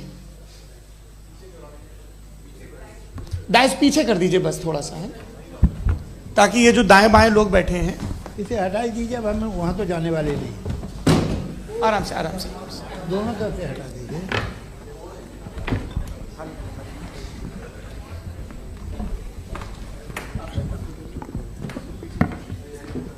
इस बीच आप लोग भी अपने अपने सवाल तैयार कर लें। ये ध्यान रखेंगे कि मैं यहाँ से सवाल लूँगा, आप लोगों को अपना हाथ ऊपर करना है, अपना नाम बताना है और अधिकतम 3 वाक्यों में अपना सवाल पूरा करना है। कई लोग सवाल की जगह भाषण देने लगते हैं, उससे आज बचना है। जी मुफ्ती साहब, पहला सवाल आपका, 16 मिनट हैं, हम दोनों लोगों के सवाल लेंगे। जी जी बहुत शुक्रिया। आपकी जो अभी बात हुई बहुत अहम थी, मैं इसको चाहूँगा कि आगे डिस्कस करूँ, लेकिन चूँकि अभी ये वो सेगमेंट है क्रॉस एग्जामिनेशन, तो सबसे पहला सवाल आपसे ये है कि जो मैं इतनी देर से कॉन्टिंजेंसी आर्ग्यूमेंट आपको बता रहा था, ये अकल से ही बता रहा था हजरत, आप ये बताएं कि आप इन्फिनिट रिग्रेस ऑफ कॉजेस को पॉसिबल मानते हैं या नेसेसरी बीइंग के एग्जिस्टेंस को सही समझते हैं? चूंकि 2 ही ऑप्शन हो सकता है, आप ये बताएं। देखिए, आपको मैं ईमानदारी से बात करूं, एक तो मैं कॉन्टिजेंसी वर्ड ठीक से समझता नहीं, और इस वक्त भी जो आपने अंग्रेजी के अल्फाज इस्तेमाल किए वो ज़रा थोड़े से मुझे डिफ़िकल्ट और कॉम्प्लिकेटेड लगे, तो आप ज़रा सिंपल ज़बान में सवाल कर सकते हैं? बिल्कुल कर सकता हूँ। जी। यूनिवर्स की हर चीज कॉन्टिंजेंट होने का मतलब यह है कि वो अपने एग्जिस्टेंस में किसी के ऊपर डिपेंडेड है। जो भी चीज डिपेंडेड होगी वो चीज इंडिपेंडेंट नहीं हो सकती, तो उसका कोई ना कोई कॉज होगा। तो अब आप क्या समझते हैं कि ये इन्फिनिट रिग्रेस है, यानी कॉज पर कॉज, कॉज पर कॉज, कॉज पर कॉज, और कभी कोई यानी ये एंडलेसली चलता रहा? क्योंकि अगर ऐसा होगा तो हम तो एग्जिस्टेंस में आते ही नहीं। लॉजिकली ये मुत्तफक अलैह चीज है, मुत्तफक अलैह अग्रीड अपॉन। ओके, इस पे हमने एग्री किया था कि मुश्किल शब्द आएगा तो अर्थ बताना पड़ेगा। तो इन्फिनिट रिग्रेस तो पॉसिबल नहीं है, तो कहीं ना कहीं आपको रुकना पड़ेगा ऐसे नेसेसरी बीइंग पर। नहीं, कोई जरूरत नहीं रुकने की। किसने कहा आप रुकना पड़ेगा? आप रुकते हैं खुदा पे, आप नहीं रुकते। आप कहते हैं वो हमेशा से, जब उस वक्त से जब वक्त नहीं था। आप कहाँ रुकते हैं कि अब हुआ था वो? आप नहीं कहते। हम क्यों नहीं मान सकते कि यूनिवर्स जो है और बल्कि मल्टीवर्सेस जो है वो हमेशा से हैं, वो बनती है, बिगड़ती है। एक हमारे यहाँ एक चीज़ है ब्लैक होल, वो समेट लेता है वापस, फिर ब्लास्ट होता है, फिर फैल जाता है। और इसमें हमारी तो खैर कोई औकात ही नहीं है इंसान की। एक छोटे से जर्रे पे हम 50-60 साल की उम्र रखते हैं, जो करोड़ों अरबों साल की कायनात है उसमें, और पैदा भी नहायत ही बेहुदा वजह से हुए थे। तो इसमें ये सोचना कि इसकी वजूहात और ये क्यों है, ये डिपेंडेंट है, ये हम देख रहे हैं। क्या मालूम, आप सोचिए कि ये जो फैल रही है कायनात, ये कहाँ फैल रही है, ये कहाँ जा रही है, और ये फैल क्यों रही है? अरे बना ली थी तुमने, रुको भैया, हमें काफ़ी है। ये फैल क्यों रही है? ये और कौन सी कायनात जिसे मैं दूरबीन से देखता हूँ तो 2 बिलियन लाइट ईयर पे है, उससे मेरा कोई वास्ता ही नहीं है। 2 बिलियन ईयर यानी अगर मैं 80,000 माइल्स पर सेकेंड से चलूं तो 20 करोड़ साल में वहां पहुंच जाऊंगा। इसकी जरूरत क्या थी? ये दुनिया, ये कायनात तो इंसान अशरफुल मखलूकात के लिए बनाई गई ना। तो ये सब ये टर्म समझ में नहीं आया। इसमें कोई खास समझने वाली बात थी भी नहीं। ये जो अल्टीमेट कहा यह जाता है कि ये जो पूरी यूनिवर्स है, ये जो दुनिया है, ये इंसान के लिए बनाई गई। अच्छा, ये सब इंसान के लिए। क्यों साहब, सही है ना? बिल्कुल, लेकिन इसका ये मतलब नहीं कि किसी चीज के पीछे रीजन आपको नहीं पता तो रीजन नहीं है, इसे कहते हैं नहीं, argument from limited मुझे perspective। मुझे मुझे नहीं पता, लेकिन मेरी जिम्मेदारी नहीं है। वो बिल्कुल सही कहा था उसने, बर्टन रसल ने। आपने उसे मजाक में टाल दिया कि भाई आप एक दावा कर रहे हैं, मैं क्यों कहूं कि ये गलत है दावा? आप प्रूफ कीजिए, मेरे पे जिम्मेदारी ही नहीं है, मैंने थोड़ी कहा है।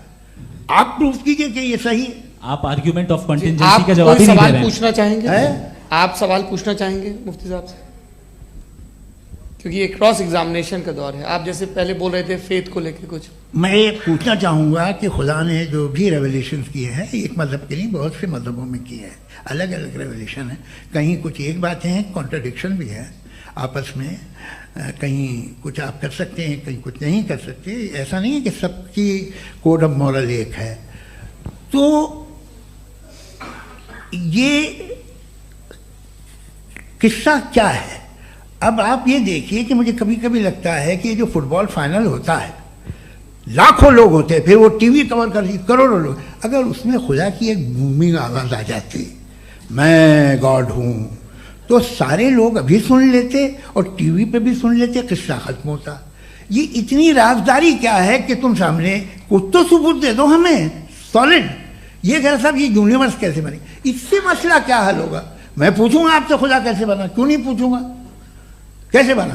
बल्कि वो तो कायनात से कहीं ज़्यादा इंटेलिजेंट है, कायनात से कहीं ज़्यादा कॉम्प्लेक्स। जी वो हमेशा से है। आप कहेंगे मैं मान लूँगा।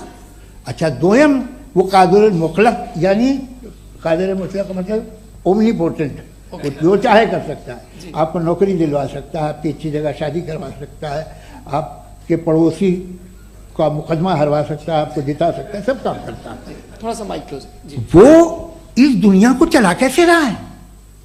ये दुनिया कैसे चल रही है? आपको इस पर हैरत नहीं होती?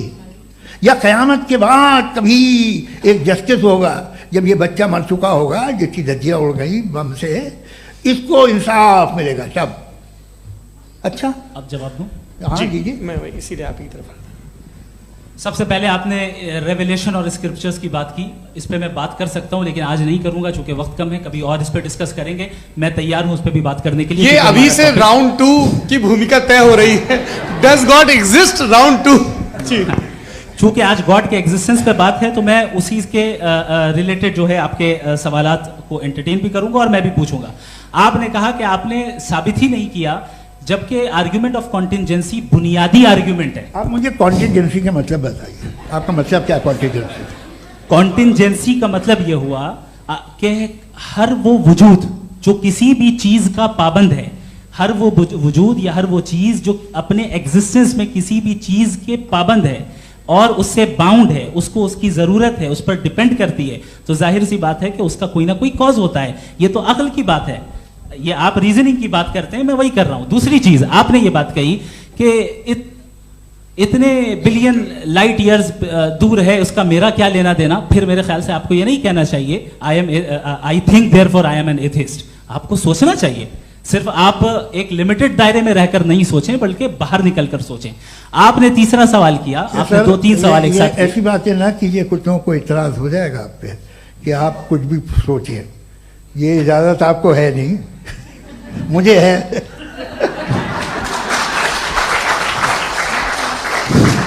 जी, आपने प्रॉब्लम ऑफ इविल के ताल्लुक से सवाल किया और बार बार आप एक लफ्ज रिपीट कर रहे हैं कि ओमनीपोटेंट गॉड है, ऑल पावरफुल गॉड है।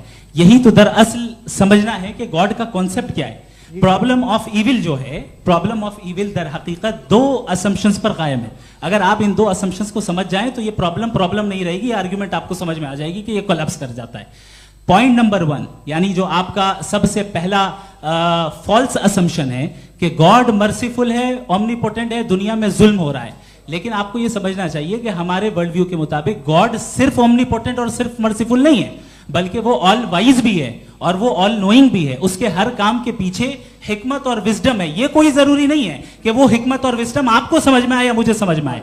अगर आप जो समझ रहे हैं उसके मुताबिक आप फैसला कर रहे हैं, ये लिमिटेड पर्सपेक्टिव से आर्ग्यूमेंट है। और इस चीज को हम अपनी दुनिया में, अपने लाइफ में, डेली लाइफ में इस प्रिंसिपल को एक्सेप्ट करते हैं। हम जब किसी डॉक्टर के पास जाते हैं, डॉक्टर के पास जाकर वो अगर उसने हमें कोई दवाई दी है तो हम ये तो नहीं कहते कि जब तक आपके पास जितना नॉलेज और जितना विजडम नहीं है, आपने क्यों ये दवाई दी है, तब तक हम इस चीज को एक्सेप्ट नहीं करेंगे। नहीं कहते, हम उसकी अथॉरिटी को तस्लीम करते हैं। क्यों? क्योंकि उसकी हम जानते हैं कि वो नॉलेजेबल है, वो विजडम वाला है, हमसे ज्यादा नॉलेज और हमसे ज्यादा विजडम है। बताएं सर। नहीं, डॉक्टर में और खुदा में बड़ा डिफरेंस है। डॉक्टर पढ़ा लिखा होता है, एक तो मैं उसकी बात सुनूंगा। दो ये नहीं कुछ जवाब तो ये भी नहीं है सर। प्लीज, अगर सब ऑडियंस से बोलने लगेंगे तो फिर मतलब नहीं सिविलाइज्ड बहस का। मतलब आप ये कहें कि चूंकि आप डॉक्टर पे बिलीव करते हैं इसलिए खुदा पे बिलीव किए, क्या ये मिसाल आपको समझाने के आर्गुमेंट है, इस पे आपको एतराज नहीं है। तो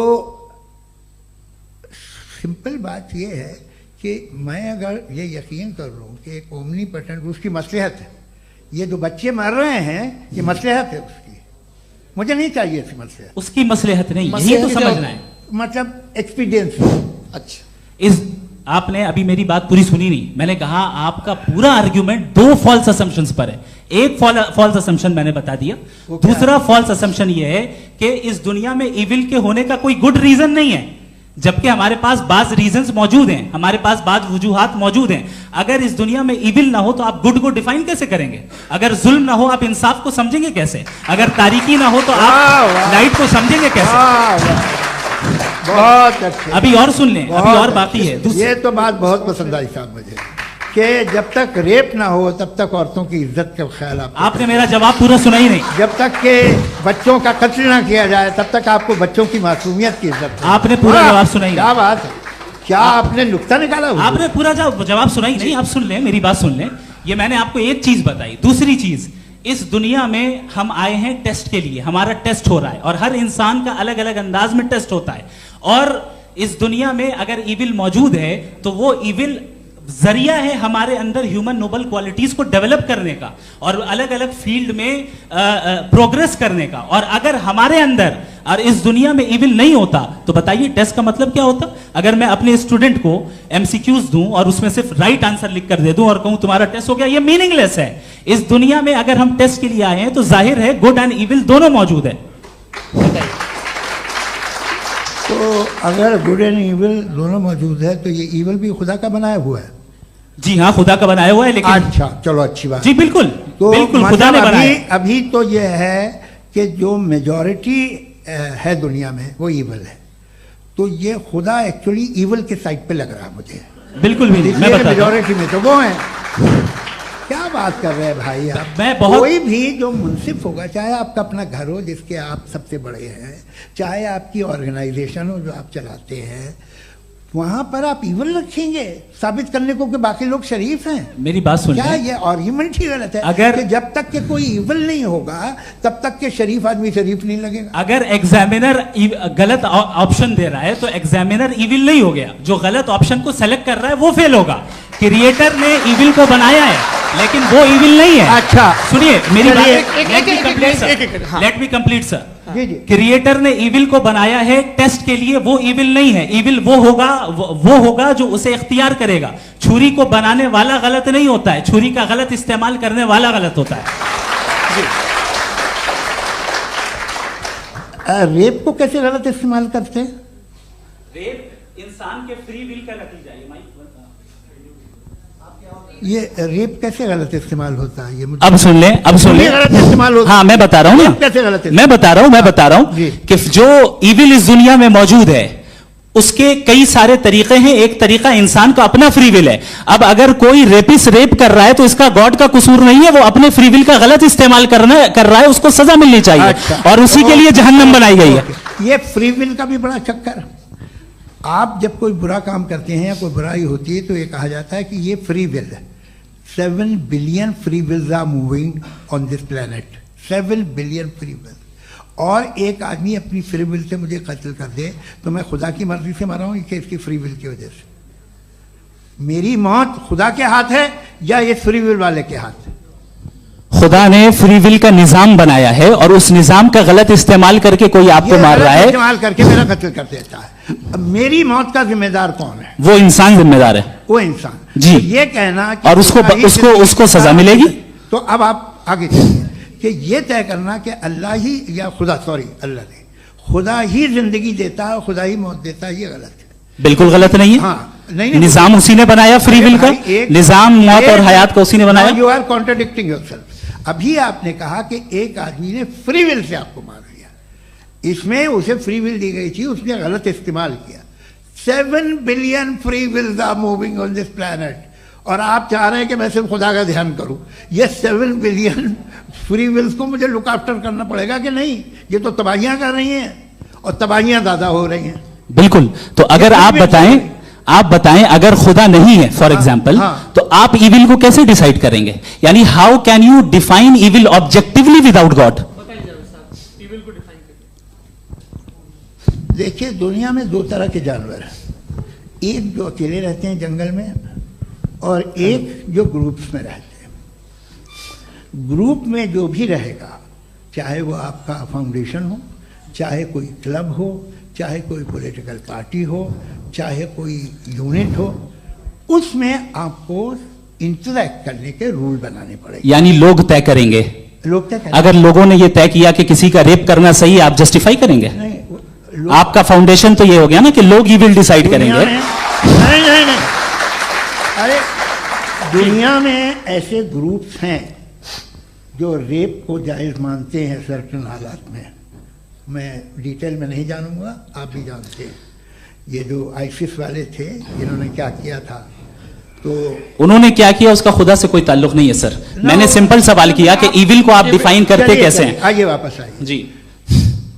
आप साथ में तभी रह सकते हैं जब कुछ आप ऐसे उसूल डेवलप करें जिसमें हर एक का बेसिक तहफ़्फ़ुज़, हर एक का बेसिक राइट हो और हर एक को कोई आराम मिले। यही तरीक़ा है किसी भी ऑर्गेनाइजेशन जिसमें एक से ज़्यादा लोग हैं और वो ऐसे चलती है ज़िंदगी। उसमें अगर आप गड़बड़ करेंगे तो तबाही होगी, नुकसान होगा, बर्बादियाँ आएंगी। और अगर उसमें आप घर ले लीजिए ना, एक हस्बैंड है, एक वाइफ है, बच्चे हैं, वालदा भी हैं, 2 बहनें भी हैं, एक भाई भी है। अब इसमें कोई निज़ाम आपको चाहिए साथ में रहने का, और एक दूसरे पे भरोसा रहे, एक दूसरे के बहीख्वाह हों, एक दूसरे की मदद करें, ऐसी जिंदगी। सर आपकी बात आ गई। आप ये कह रहे हैं कि लोग डिसाइड करेंगे क्या सही है क्या गलत है, यही है? मेजॉरिटी डिसाइड करेगी क्या सही है क्या गलत है? अरे भाई बिल्कुल।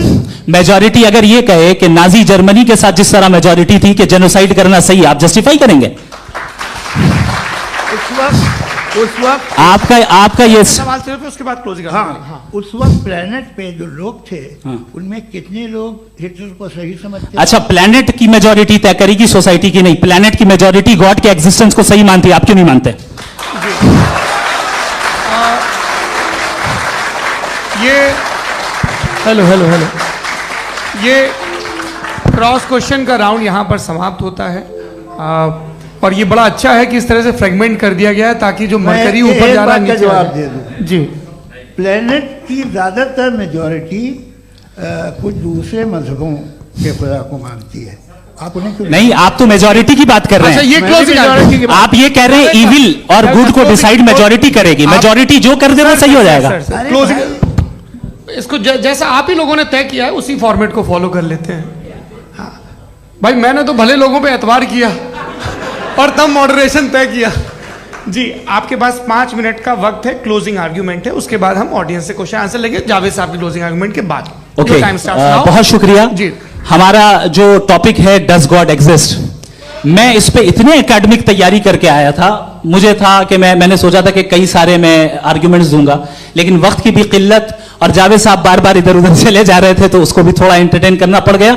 डज गॉड एग्जिस्ट पे मैं एक ही आर्ग्यूमेंट दे पाया। आर्ग्यूमेंट्स बहुत हैं और डेफिनेटिव आर्ग्यूमेंट्स हैं, और मेरे आर्ग्यूमेंट को किसी एक राउंड में भी इन्होंने एंटरटेन नहीं किया और रेफ्यूट नहीं किया। एक राउंड में भी नहीं, एक राउंड में भी नहीं। और ना ही अभी आपका क्लोजिंग आर्ग्यूमेंट आएगा, नहीं, वो बता देना। Argument of contingency sir. अरे मैं आपसे कई बार कह चुका हूं कंटिजेंसी का मतलब अब मैं कैसे समझाऊं आपको? आपस में हाँ, आप और कितने आसानी से समझाऊं मैं, मुझे तो नहीं समझ में आ रहा है। आप अपनी आर्ग्यूमेंट ऑफ कंटिजेंसी उर्दू में बोल सकते हैं। हाँ, आप अपनी बात पूरी कर लें जी, आखिरी 4 मिनट। दूसरी चीज, just a minute please ma'am, can I talk? दूसरी चीज ये है कि आपने एक तो इसका जवाब नहीं दिया, दूसरा आपने गॉड के ना होने पर कोई डेफिनेटिव आर्ग्यूमेंट नहीं दिया, सिर्फ मजहब पे बात कर रहे हैं आप। मजहब तो आज हमारा टॉपिक ही नहीं था, आज तो हमारा टॉपिक हो, आप मजहब से ले लेकर आईएस तक चले गए। भाई हमारा क्या ताल्लुक है उससे? We condemn them. और उसका गॉड से क्या ताल्लुक है? अगर कोई गलत काम कर रहा है, किसी ने किसी को कत्ल किया, किसी ने किसी का रेप किया, उसको सजा मिलनी चाहिए। और आपके पास कोई भी rational strong foundation of morality नहीं है। आपने कहा कि मेजॉरिटी तय करेगी सोसाइटी की, वो सही होगा। मैंने कहा हिटलर को, फिर आप सही कहेंगे नहीं नहीं नहीं नहीं, प्लैनेट की सोसाइटी की मेजॉरिटी तय करेगी। तो प्लैनेट की मेजॉरिटी गॉड के एग्जिस्टेंस को मानती है, आप कह रहे हैं ये रिलीजियस है। तो यानी आपके पास कोई स्ट्रॉन्ग फाउंडेशन नहीं है ऑब्जेक्टिव मोरालिटी का। ऑब्जेक्टिव मोरालिटी का अगर कोई फाउंडेशन है तो वो सिर्फ गॉड है, गॉड है, गॉड है। थैंक यू जी। ये मुफ्ती शमाइल नदवी साहब का क्लोजिंग आर्ग्यूमेंट था। अब हमारे पास जी, मैं जी ये बड़ा अच्छा है कि दोनों लोगों को मॉडरेटर से शिकायत भी और बोल रहे भाई हमारी शाबाशी भी तो करते चलो। अब मेरी बात जी, आपके पास जावेद अख्तर साहब 5 मिनट का वक्त है, ये आपका क्लोजिंग आर्ग्यूमेंट है, टाइम रीसेट कर दें जी। देखिए, बहुत सारी बातें हैं। गॉड का डेफिनेशन दुनिया के किसी भी रिलीजन में है कि वो ओमनीपोटेंट है, ओमनीप्रेजेंट है, he is just, he is kind, he loves you and so on.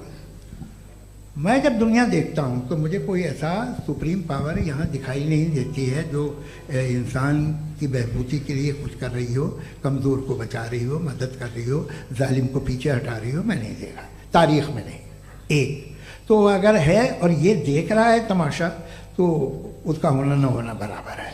दोयम ये कि ये जो है, जब आप ये कहते हैं कि कायनात जिसकी कंटिजेंसी है, मैं देखिए वो लफ्ज़ इस्तेमाल किया मैं, तो ये कैसे हो सकती है भाई?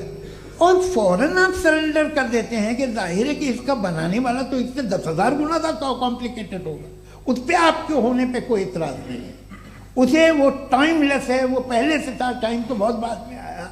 ये सब आप मानने को तैयार है जिसका आपके पास कोई सबूत नहीं, आपके पास कोई रीज़न नहीं है। आपकी तारीख क्या है मजहबों की?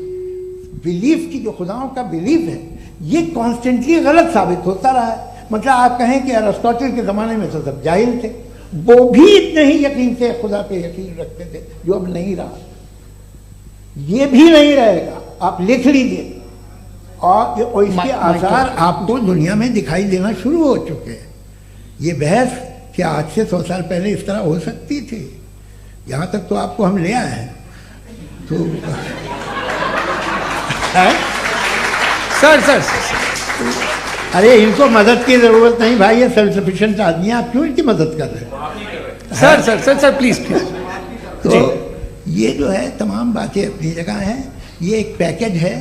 आप अकेले, कोई आदमी ऐसा नहीं जो सिर्फ गॉड को मानता हो। उसके साथ बहुत पैराफर्नेलिया आता है, अलग अलग पैराफर्नेलिया आते हैं। They have always created chaos in the society. मैं तो आपको सीधा ऑफर देता हूँ कि दुनिया में 10 इम्पॉर्टेंट बिलीव्स हैं। आप एक मानते हैं, 9 नहीं मानते, 9 में आप एथियस्ट हैं, 9 को आप बिल्कुल रीजनेबली मेरी तरह देखते हैं। तो 90 मजहबी आदमी भी 90% एथियस्ट है, वो दूसरे खुदा नहीं मानता, एक खुदा मानता है अपना वाला, बाकियों को कहता है गलत है। अगर आप मानना ही बंद कर दे तो आपका 10% चांस है कि आप सही हैं और 90% चांस है कि आप गलत हैं। मेरा मशवरा है, आप मानना छोड़ दिए तो 50% चांस होगा कि आप सही हैं और 50% चांस होगा, 40% आप गेन करेंगे बाय बिकमिंग एन एथियस्ट।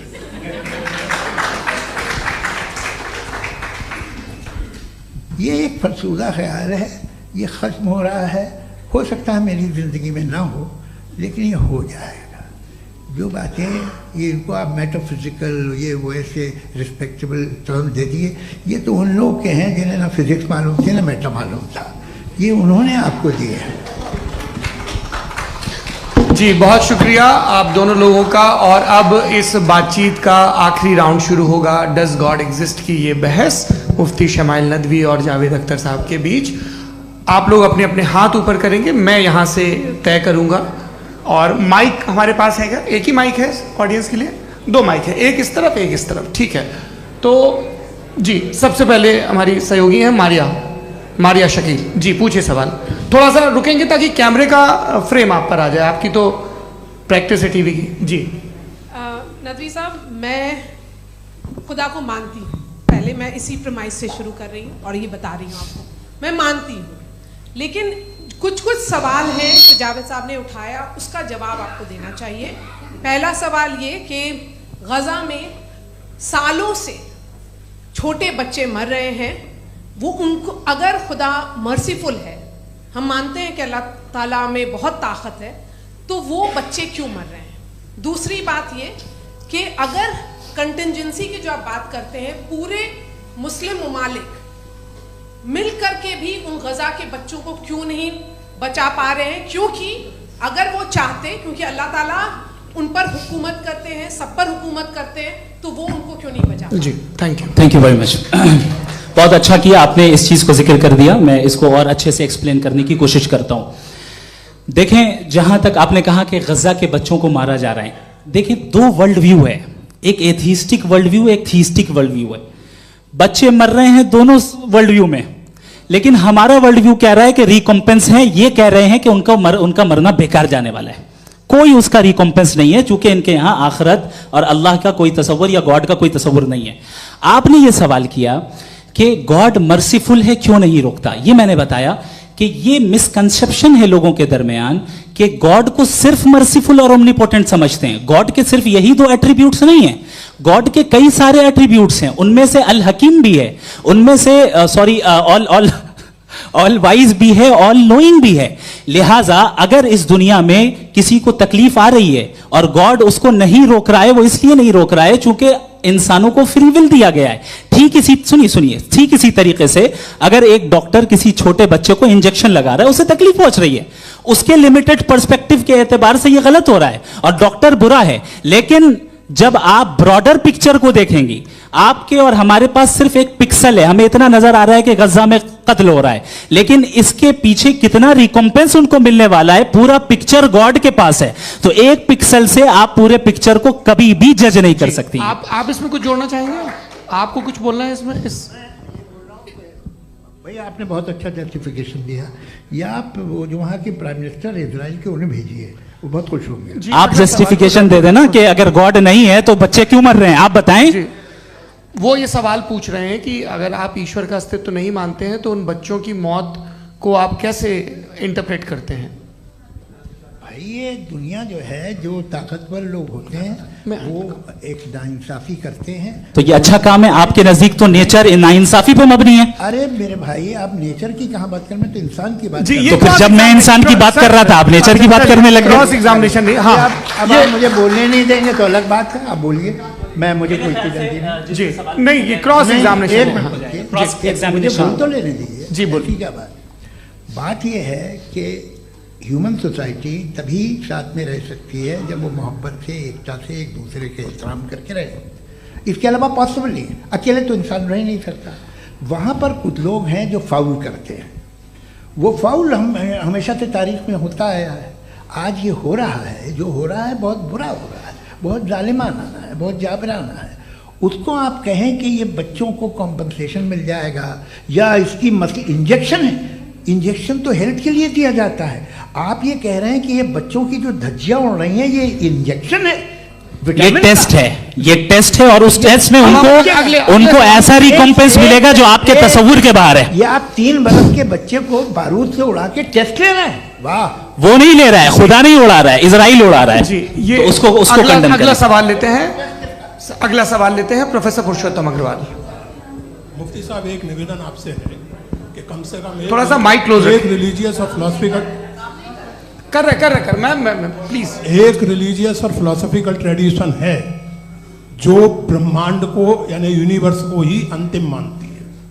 सर्वम खलु इदम ब्रह्मम, this is Chandogya Upanishad, and it completely rules out the existence और नेसेसिटी, आपके शब्दों में नेसेसिटी ऑफ अ क्रिएटर।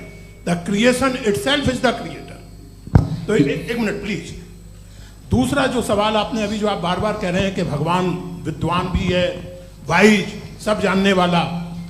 तो अगर विजडम में दुनिया भर के पापों और अत्याचारों को बर्दाश्त करना शामिल है, तो फिर इसका मतलब ये हुआ कि अगर मैं फ्री विल से उसको अपोज करता हूं तो ईश्वर की विजडम और मेरी फ्री विल में कॉन्ट्राडिक्शन है। Because when I am opposing whatever is happening in Gaza, then I am opposing the God's will और गॉड्स विजडम। जवाब लेते हैं क्योंकि तो गॉड की विजडम, एक मिनट सर प्लीज सर, ये एक जुमला, गॉड की विजडम है कि गाजा में जो कुछ हो रहा है वो हो रहा है, मैं उसका अपोज कर रहा हूं, तो मैं गॉड की विजडम के खिलाफ जा रहा हूं। एक सवाल। दूसरा ये नहीं, आपने दो ऑलरेडी। सर आप और सवाल कर लें, लेकिन मुझे दो जवाब दे। पहले आपने ये कहा, सुनिए मेरी बात सुनिए। भाई इजराइल के गॉड के मुताबिक तुम्हारा ठीक हो रहा है ना? नहीं हो रहा है, ठीक नहीं हो रहा है। मैं बता रहा हूँ क्या हो रहा है, आप तशरीफ रखिए, मैं बता रहा हूँ क्या हो रहा है। Let me complete please. एक सेकंड गाइस, एक सेकंड। ये देखिए, ऐसा है कि ये सब बड़ा आपस में विचार विमर्श के बाद ये तय हुआ था कि कुछ नियम बना लिए जाएं ताकि एक टाइम बाउंड बातचीत चले। और भाई साहब, आप बड़ा जरूरी काम कर रहे हैं, लेकिन कैमरे के फ्रेम में आके उस काम को गड़बड़ कर दे रहे हैं। ठीक है गुरु, अब मेरे को कहीं का गुस्सा कहीं निकालना था, सॉरी। नहीं, कोई गुस्सा नहीं है जी। तो प्रोफेसर ने सवाल पूछे, आप उनके जवाब दें, और थोड़ा ये सब लोग थोड़ा ख्याल रखें भाई, सवाल संक्षिप्त रखें जी। आपने दो सवाल किए। सबसे पहला ये कहा कि हमारे पास ये कॉन्सेप्ट है कि ये यूनिवर्स खुद नेसेसरी बीइंग है, creation itself is the creator. How irrational is this कि मैं एग्जिस्ट करूंगा बाद में, लेकिन अभी एग्जिस्ट कर भी रहा हूं, यानी एक ही टाइम में एग्जिस्ट भी कर रहे हैं, नहीं भी कर रहे हैं। This is not true. दूसरी चीज, आपने कहा कि अगर इजराइल में, सॉरी माफ कीजिएगा, Israel doesn't exist, occupied Palestine में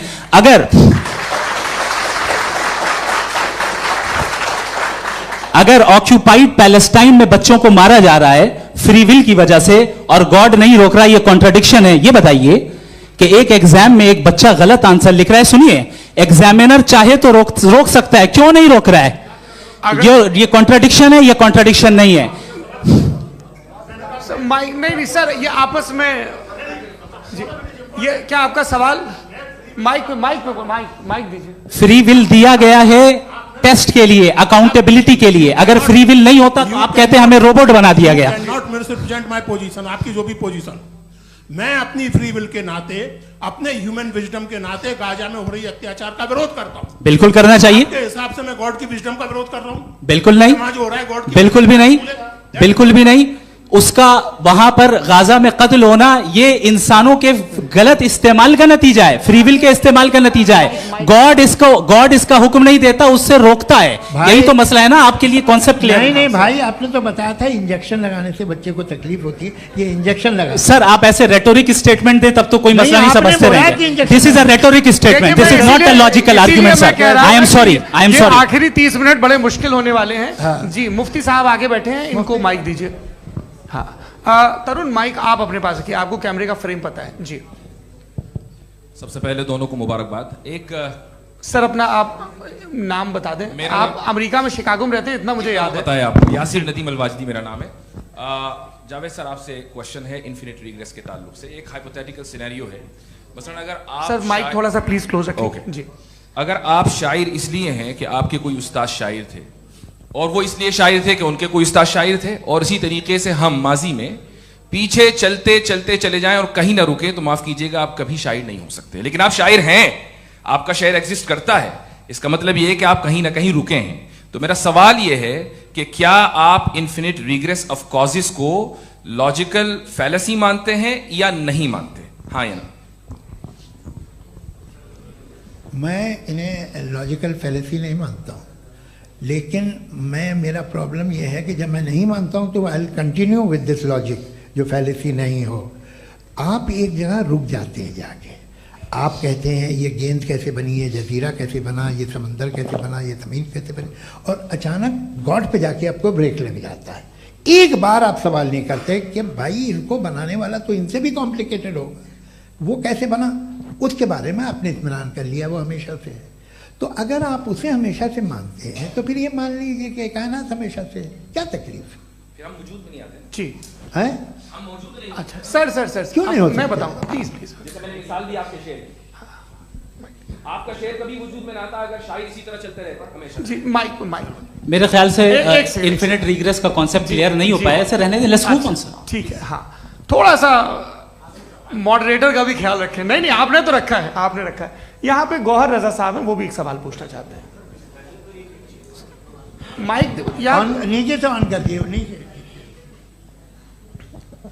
पहले तो ये कह दूं कि मैं उन बच्चों से शर्मिंदा हूं जिनको गजा में कत्ल किया गया, क्योंकि हमारे होते हुए कत्ल किया गया। लेकिन उससे ज्यादा शर्मिंदगी इस बात से हुई कि मुझे लगा कि मुफ्ती साहब उसको जस्टिफाई कर रहे हैं। बिल्कुल भी नहीं, आप बहुत ही गलत। मुझे लगा मैं गलत हो सकता हूं। बिल्कुल गलत। मैं सवाल पूछ रहा हूं, सवाल मैं सवाल पूछ रहा हूं। मैं जावेद भाई से डिसएग्री करता हूं। एक सेकंड देखिए, अगर देखिए ऐसा एक सेकंड आप सर वेट अरे आप कुछ मेरे पहले मुझे अपनी बात कह लेने दीजिए। अगर ऑडियंस तय करेगी तो फिर मॉडरेटर का मतलब नहीं। मेरा आप सबसे ये कहना है, ये बहस दो लोगों के बीच में है, एक तरफ मुफ्ती साहब, एक तरफ जावेद साहब। पिछले 1.5 घंटे से ये लोग अपने अपने तर्क रख रहे हैं। आपकी इनसे इत्तेफाकी हो सकती है, ना इत्तेफाकी हो सकती है। मेरे उस्ताद मुझे सिखा गए हैं कि मुखामुखम में असहमति की गुंजाइश बची रहनी चाहिए। अगर मैं आपकी बहुत इज्जत करता हूं गौहर साहब, आपने जो कमाल की किताबें लिखी, साइंटिफिक टेम्परामेंट, लेकिन मेरी ये गुजारिश है आप सबसे कि यदि आप इन लोगों ने जो बोला उन पर टिप्पणियां करेंगे तो ना वक्त की पाबंदी रहेगी, ना वो अनुशासन। आप सवाल पूछ लें, उस सवाल में जो बात आ जाए वो आ जाए। मैं जावेद साहब से डिसएग्री करता हूं, इसलिए जावेद साहब से सवाल पूछ रहा हूं। आपका सवाल जावेद अख्तर साहब से। और सवाल यह है मेरा कि जावेद साहब ने कई बार लॉजिक का इस्तेमाल किया कि साइंस में लॉजिक है और रिलीजन में लॉजिक नहीं है। मेरा ख्याल यह है कि रिलीजन में भी लॉजिक है, लेकिन उस लॉजिक की बेसिस यह है कि आप रुक जाते हैं, जिसका जिक्र जावेद साहब ने बार बार किया, यानी खुदा के तसव्वुर पे आते हुए, गॉड के तसव्वुर पे आते हुए रुक जाते हैं। और इसमें सवाल पूछना मतलब फॉरबिडन होता है। सवाल यह है कि क्या जावेद साहब इससे एग्री करते हैं कि साइंस की लॉजिक अलग है और रिलीजन की लॉजिक अलग है? बताइए सर। देखिए, 3 चीज़ें हैं। साइंस है, एक है मंतिक है, इस्तिदलाल है, और एक जो है कुछ भी नहीं है, फेथ है, अकीदा है। मैं अकीदे की लॉजिक का कायल नहीं हूँ। मुझे आप इस्तिदलाल से, लॉजिक से, रीज़न से समझाइए, मैं मानने को तैयार हूँ, मेरा क्या नुकसान होगा। लेकिन ये कि अकीदे पे मैं नहीं जा सकता हूँ। अकीदे का मतलब है कि तुम ये मान लो, सवाल ना करो, ये नहीं। आप सारी बातें करके, बड़ी साइंटिफिक बातें करके एक जगह जाके खुदा के हुदूद पे रुक जाते हैं, सरेंडर कर देते हैं। मैं सरेंडर करने को तैयार नहीं। दैट्स ऑल जी। ये आगे सर बैठे हुए हैं, इनको माइक दीजिए। भाई वो आप पूछना चाह रहे थे ना भाई? हाँ, नहीं मैं थैंक यू जी। आपका नाम? आसिम इफ्तिखार। आसिम जी, पूछिए। सर, जावेद सर से सवाल है कि आपने अपने क्लोजिंग माइक थोड़ा करीब है। अपने क्लोजिंग स्टेटमेंट में ये बात कही थी कि मज़हब का जो फ्यूचर है वो ज़्यादा दिन नहीं जाने वाला है। लेकिन मैं देख पा रहा हूँ कि जो ऑक्सफोर्ड यूनिवर्सिटी की एक स्टडी है 2011 में हुई है, जिसके 50 एकेडमिशियंस ने इसको अंजाम दिया था, उसमें वो ये कहते हैं कि जो फेथ इन गॉड है वो इनबिल्ट है ह्यूमन नेचर के अंदर, जिसको हम कहते हैं फितरत के अंदर शामिल है वो। और वो ये कहते हैं कि अगर कोई ये समझता है कि मज़हब को वो ख़त्म कर देगा तो ये उसकी गलत फहमी है। तो आप इसके बारे में, इस स्टडीज़ के बारे में क्या कहते हैं? ठीक है। मैं उनसे एग्री नहीं करता हूँ। वो कौन से प्रोफेसर होंगे? ऐसा उनके क्या पास डेटा है, इन्होंने डेटा के बेस होगा। डेटा क्या हो सकता है? फ्यूचर का डेटा तो नहीं हो सकता ना उनके पास। प्रेजेंट का डेटा हो सकता है। डेटा आपने सुना 100 साल पहले का बाद का डेटा? मैंने तो नहीं सुना आज तक। तो आज उनकी ये राय है और होगी राय, ठीक है। दुनिया में तरह तरह की राय है लोग, लेकिन मैं समझता हूँ कि वक्त के साथ इंसान ज़्यादा से ज़्यादा रीजनेबल और लॉजिकल होता जा रहा है। आज आप देखिए वेस्टर्न यूरोप में क्या परसेंटेज है नॉन बिलीवर्स की? बहुत हाई। वहाँ चर्च खाली पड़े होते हैं। तो अल्टीमेटली तो इंसान कोई ऐसी बात बहुत अरसे तक नहीं मान सकेगा, चाहे गलत या सही, जो उसे, उसके दिमाग को, उसके जहन को, उसकी लॉजिक को अपील न करे। वो कह रहे हैं तो ऑक्सफोर्ड के होंगे तो कैम्ब्रिज के होंगे, तो मुझे क्या लेना देना। उनका डेटा मुस्तकबिल का नहीं हो सकता है। जी। दीपक, हाँ पूछिए। मैं आऊंगा अभी, पीछे की साइड भी आऊंगा, माइक वहीं भेजूंगा 2-3 साल के लिए। जी जावेद साहब, आपसे सवाल है। नमस्ते। अरे भाई सर, अगर आप ही लोग तय करना है तो फिर 200 लोग तय कर लें। ये एक साहब नहीं sir, please don't do this sir. Sir, everybody has a right sir, but we can only take selected questions. No sir, ये यंग लोग भी हैं तो इनकी ये अब उतने सुनिए। यंग, भाई आप यंग हैं कि नहीं हैं? एक मिनट, वो कह रहे हैं वो भी यंग हैं पूछ रहे ना साहब, भाई। आप उनकी नौजवानी पर दावा उनको ही करने थे। हाँ मुफ्ती साहब आप यंग, हाँ पूछे। अरे भैया सर, मेरा सवाल ये है। कुछ इनसे भी तो पूछो। जी नहीं, बस आपसे एक सवाल है। जैसे थीस्टों के पास, अपने जो ईश्वर को मानते हैं, उनके पास अपने सोशल गेट टुगेदर्स हैं। 5 रोज़ आज क्रिसमस आने वाला है, होली है, दिवाली है, ईद है। एथिस्ट क्या ऑफर कर रहे हैं? मतलब मैं इनकी दुकान से बोलूं, मैं आना चाहता हूं उस तरफ, पर मैं अट्रैक्ट नहीं हो पा रहा हूं। मैं सोशल गेट टुगेदर्स क्या है आपके पास? वो ये कह रहे हैं कि जो धार्मिक लोग हैं, अलग अलग धर्म के लोग, उनके उत्सव त्योहार कॉन्ग्रेगेशन बहुत हैं। अब आपको मैं एक सुनाता हूँ, यहाँ हिस्टोरियन भी बैठे हैं। मृदुला जी, आप बताइएगा सही है कि नहीं। ये एक कॉन्स्टेंटाइन, एक ग्रीक रोमन बादशाह था, जो क्रिश्चियनिटी आने के 400 साल बाद उसने डिसाइड किया कि मैं क्रिश्चियन हो जाऊंगा, मेरी पूरी स्टेट कैंसिल हो जाएगी। उस ज़माने में ऐसे ही होता था, राजा जो धर्म इख्तियार करता था वो जनता भी कर लेती थी, इसलिए कि वो हो गया था बैंकक्रप्ट। और उसे जो मेडिटेरियन कोस्ट के रिच क्रिश्चियन वो थे मर्चेंट, उससे पैसा चाहिए था। तो उसने कहा यार क्रिश्चियन हो जाओ। तो उसने अपने वजीर से कहा कि भाई ये हिस्ट्री है कि अब हम लोग क्रिश्चियन हो जाते हैं।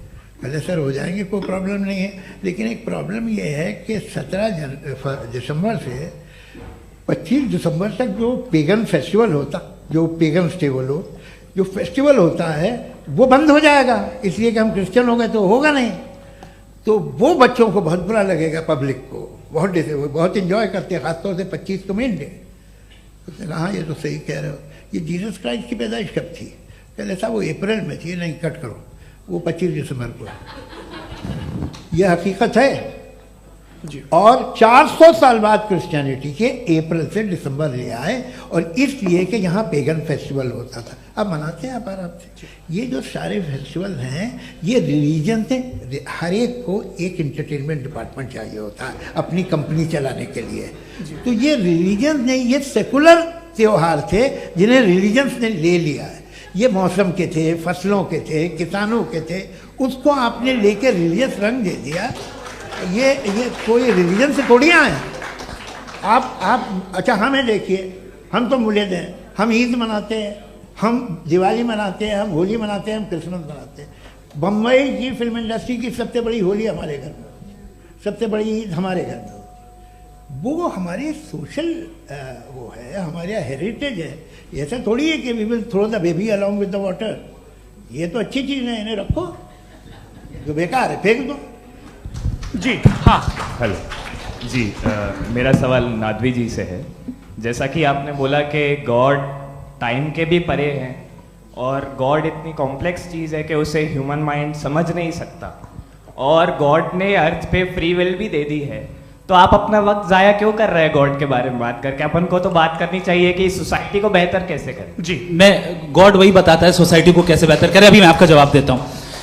आपने कहा कि टाइम पे वो एग्जिस्ट नहीं करता, सो नहीं, मेरा सवाल ये है कि जैसा आपने बोला कि गॉड बहुत ही कॉम्प्लेक्स चीज है। मैंने कहा ही नहीं कि कॉम्प्लेक्स है, तो आपके अल्फाज हैं। कॉम्प्लेक्स का लफ्ज गॉड के लिए सुइटेबल नहीं है। क्यों?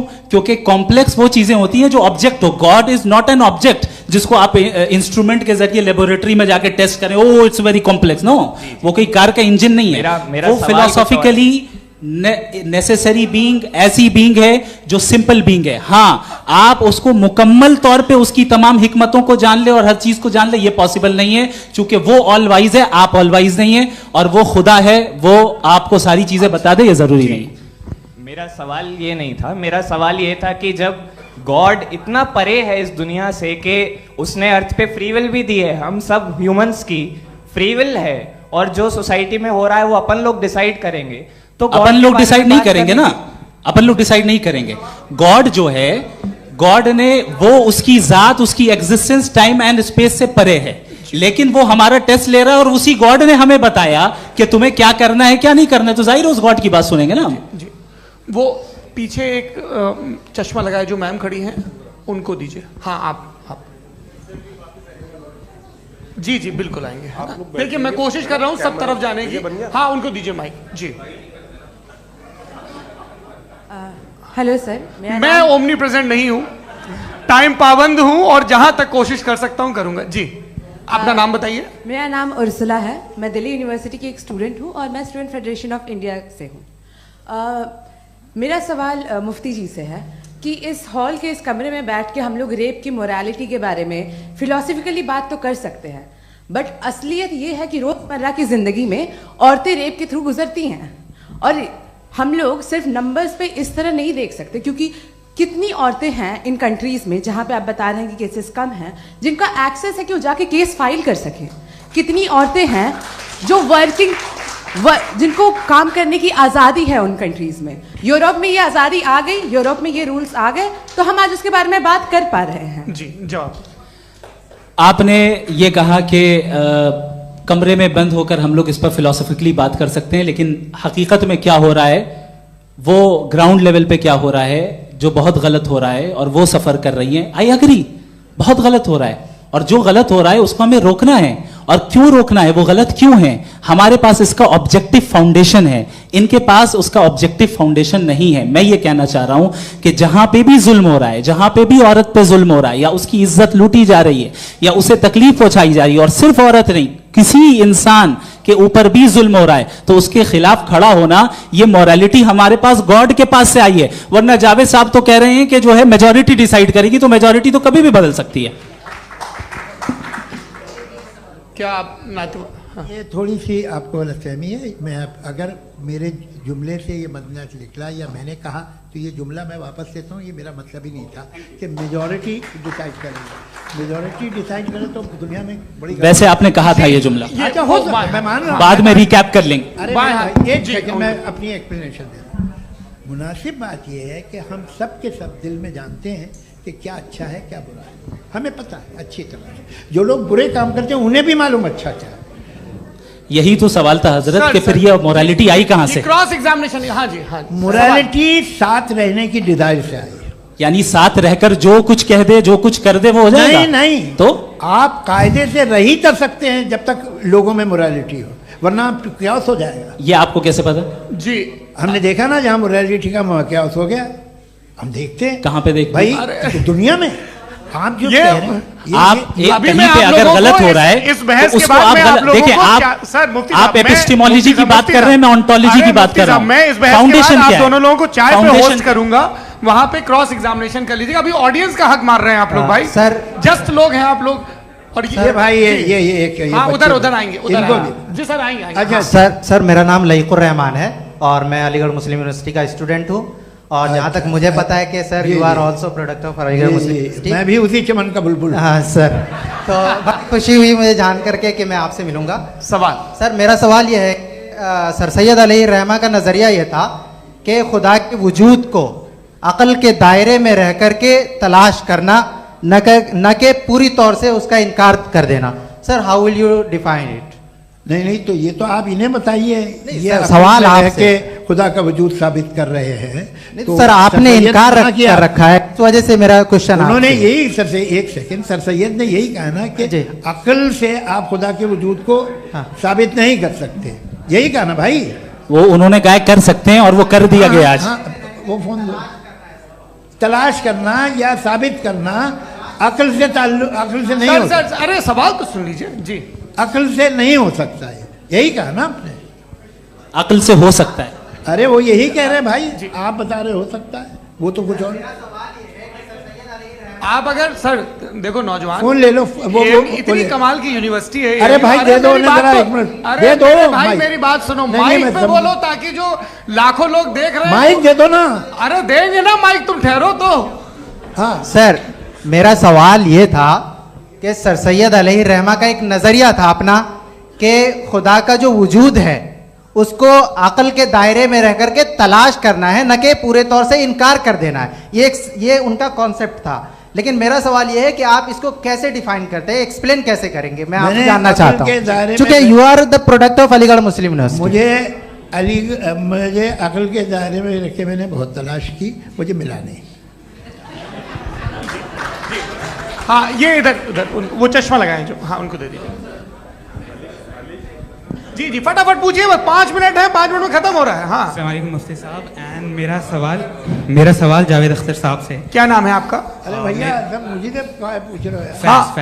फैज पूछिए फैज साहब। तो मेरा सवाल ये है कि अभी जो एथियस्ट है वो problem of evil argument use कर रहे हैं अगेंस्ट मुस्लिम्स, राइट? कि इस दुनिया में इतना सारा इविल है और अगेंस्ट मुस्लिम तो यहाँ अगेंस्ट थियस्ट। हाँ थोड़ा सा करेक्ट कर लीजिए भाई, पूरी मशक्कत इसी बात की थी कि किसी एक मजहब पे बात न टिके। जी, तो बेसिकली ये आर्ग्यूमेंट ऐसा है कि इस दुनिया में इतना ज्यादा इविल एग्जिस्ट करता है और अगर एक ऑल गुड गॉड है तो वो रोकता क्यों नहीं है? लेकिन इस सवाल में एक हिडन अजम्पशन ये है कि इस दुनिया में इविल एग्जिस्ट करता है। अब एथियस्ट ये कैसे ऑन्टोलॉजिकली प्रूव कर सकते हैं कि इस दुनिया में इविल एग्जिस्ट करता है? मैं आपको बताता हूँ, थोड़ा सा समझा। नहीं सर, हम लोग इनको सुनिए। नहीं please don't do that. I want to explain ontologically. नहीं हम समझ गए सर, इनको अब जवाब देने दीजिए। अच्छा सवाल पूछ लो। मैं अभी तक क्या था वो मैं थोड़ा सा ऐड ऑन कर लेता हूँ। तुम गुरु, तो हम जब इसका राउंड 13 करेंगे ना तब तुमको स्टेज पे बिठाएंगे। जी तो हाँ जल्दी से। तो देखिए एथियज्म के हिसाब से सब कुछ रैंडमली बन गया है, सब कुछ एटम्स और मॉलिक्यूल्स है। एक पत्थर में और मुझ में सिर्फ इतना फर्क है कि हम लोग एटम्स और मॉलिक्यूल्स का अलग अलग रीअरेंजमेंट है। अब एक पत्थर को कोई इंसान तलवार से 2 टुकड़ों में काट दे या मुझे, according to atheism it is same. There is no evil and good according to atheism. जी अच्छा, फैज साहब का सवाल ये है कि हाँ कोशिश भी करते तो इससे गलत सवाल नहीं कर पाते। एक लाइफ फॉर्म है और लाइफ फॉर्म में फीलिंग्स हैं, मतलब लाइफ फॉर्म सुनता है, देखता है, टेस्ट कर सकता है, फील कर सकता है। तो उसकी ये जो क्वालिटी इस बबल में आ गई है वो जानवर में भी है, इंसान में भी है। तो जाहिर है कि उसे कोई तकलीफ पहुंचेगी, तो चूंकि उसके पास वो सेंसिटिविटी है तो मैं करेगा। पत्थर में वो सेंसिटिविटी नहीं है। तो ये क्या सवाल हुआ कि अगर पत्थर को काटा तो पत्थर को तकलीफ नहीं होती, तो आपको काटे तो आपको क्यों तकलीफ हो? बैठ जाइए। जी हाँ अगला सवाल। हाँ पूछे जी जावेद अख्तर साहब। अरे भैया सब आप लोग मुफ्ती साहब को छोड़ रहे हैं, मेरे ही पीछे पड़े हैं क्या? फिर चलो बोलो भाई। You asked how God can exist when children die in Gaza. Huh? You asked how God can exist when children die in Gaza, and you also mentioned the rise of atheism in Europe. But the same events also are leading many atheists and non-believers to turn towards faith.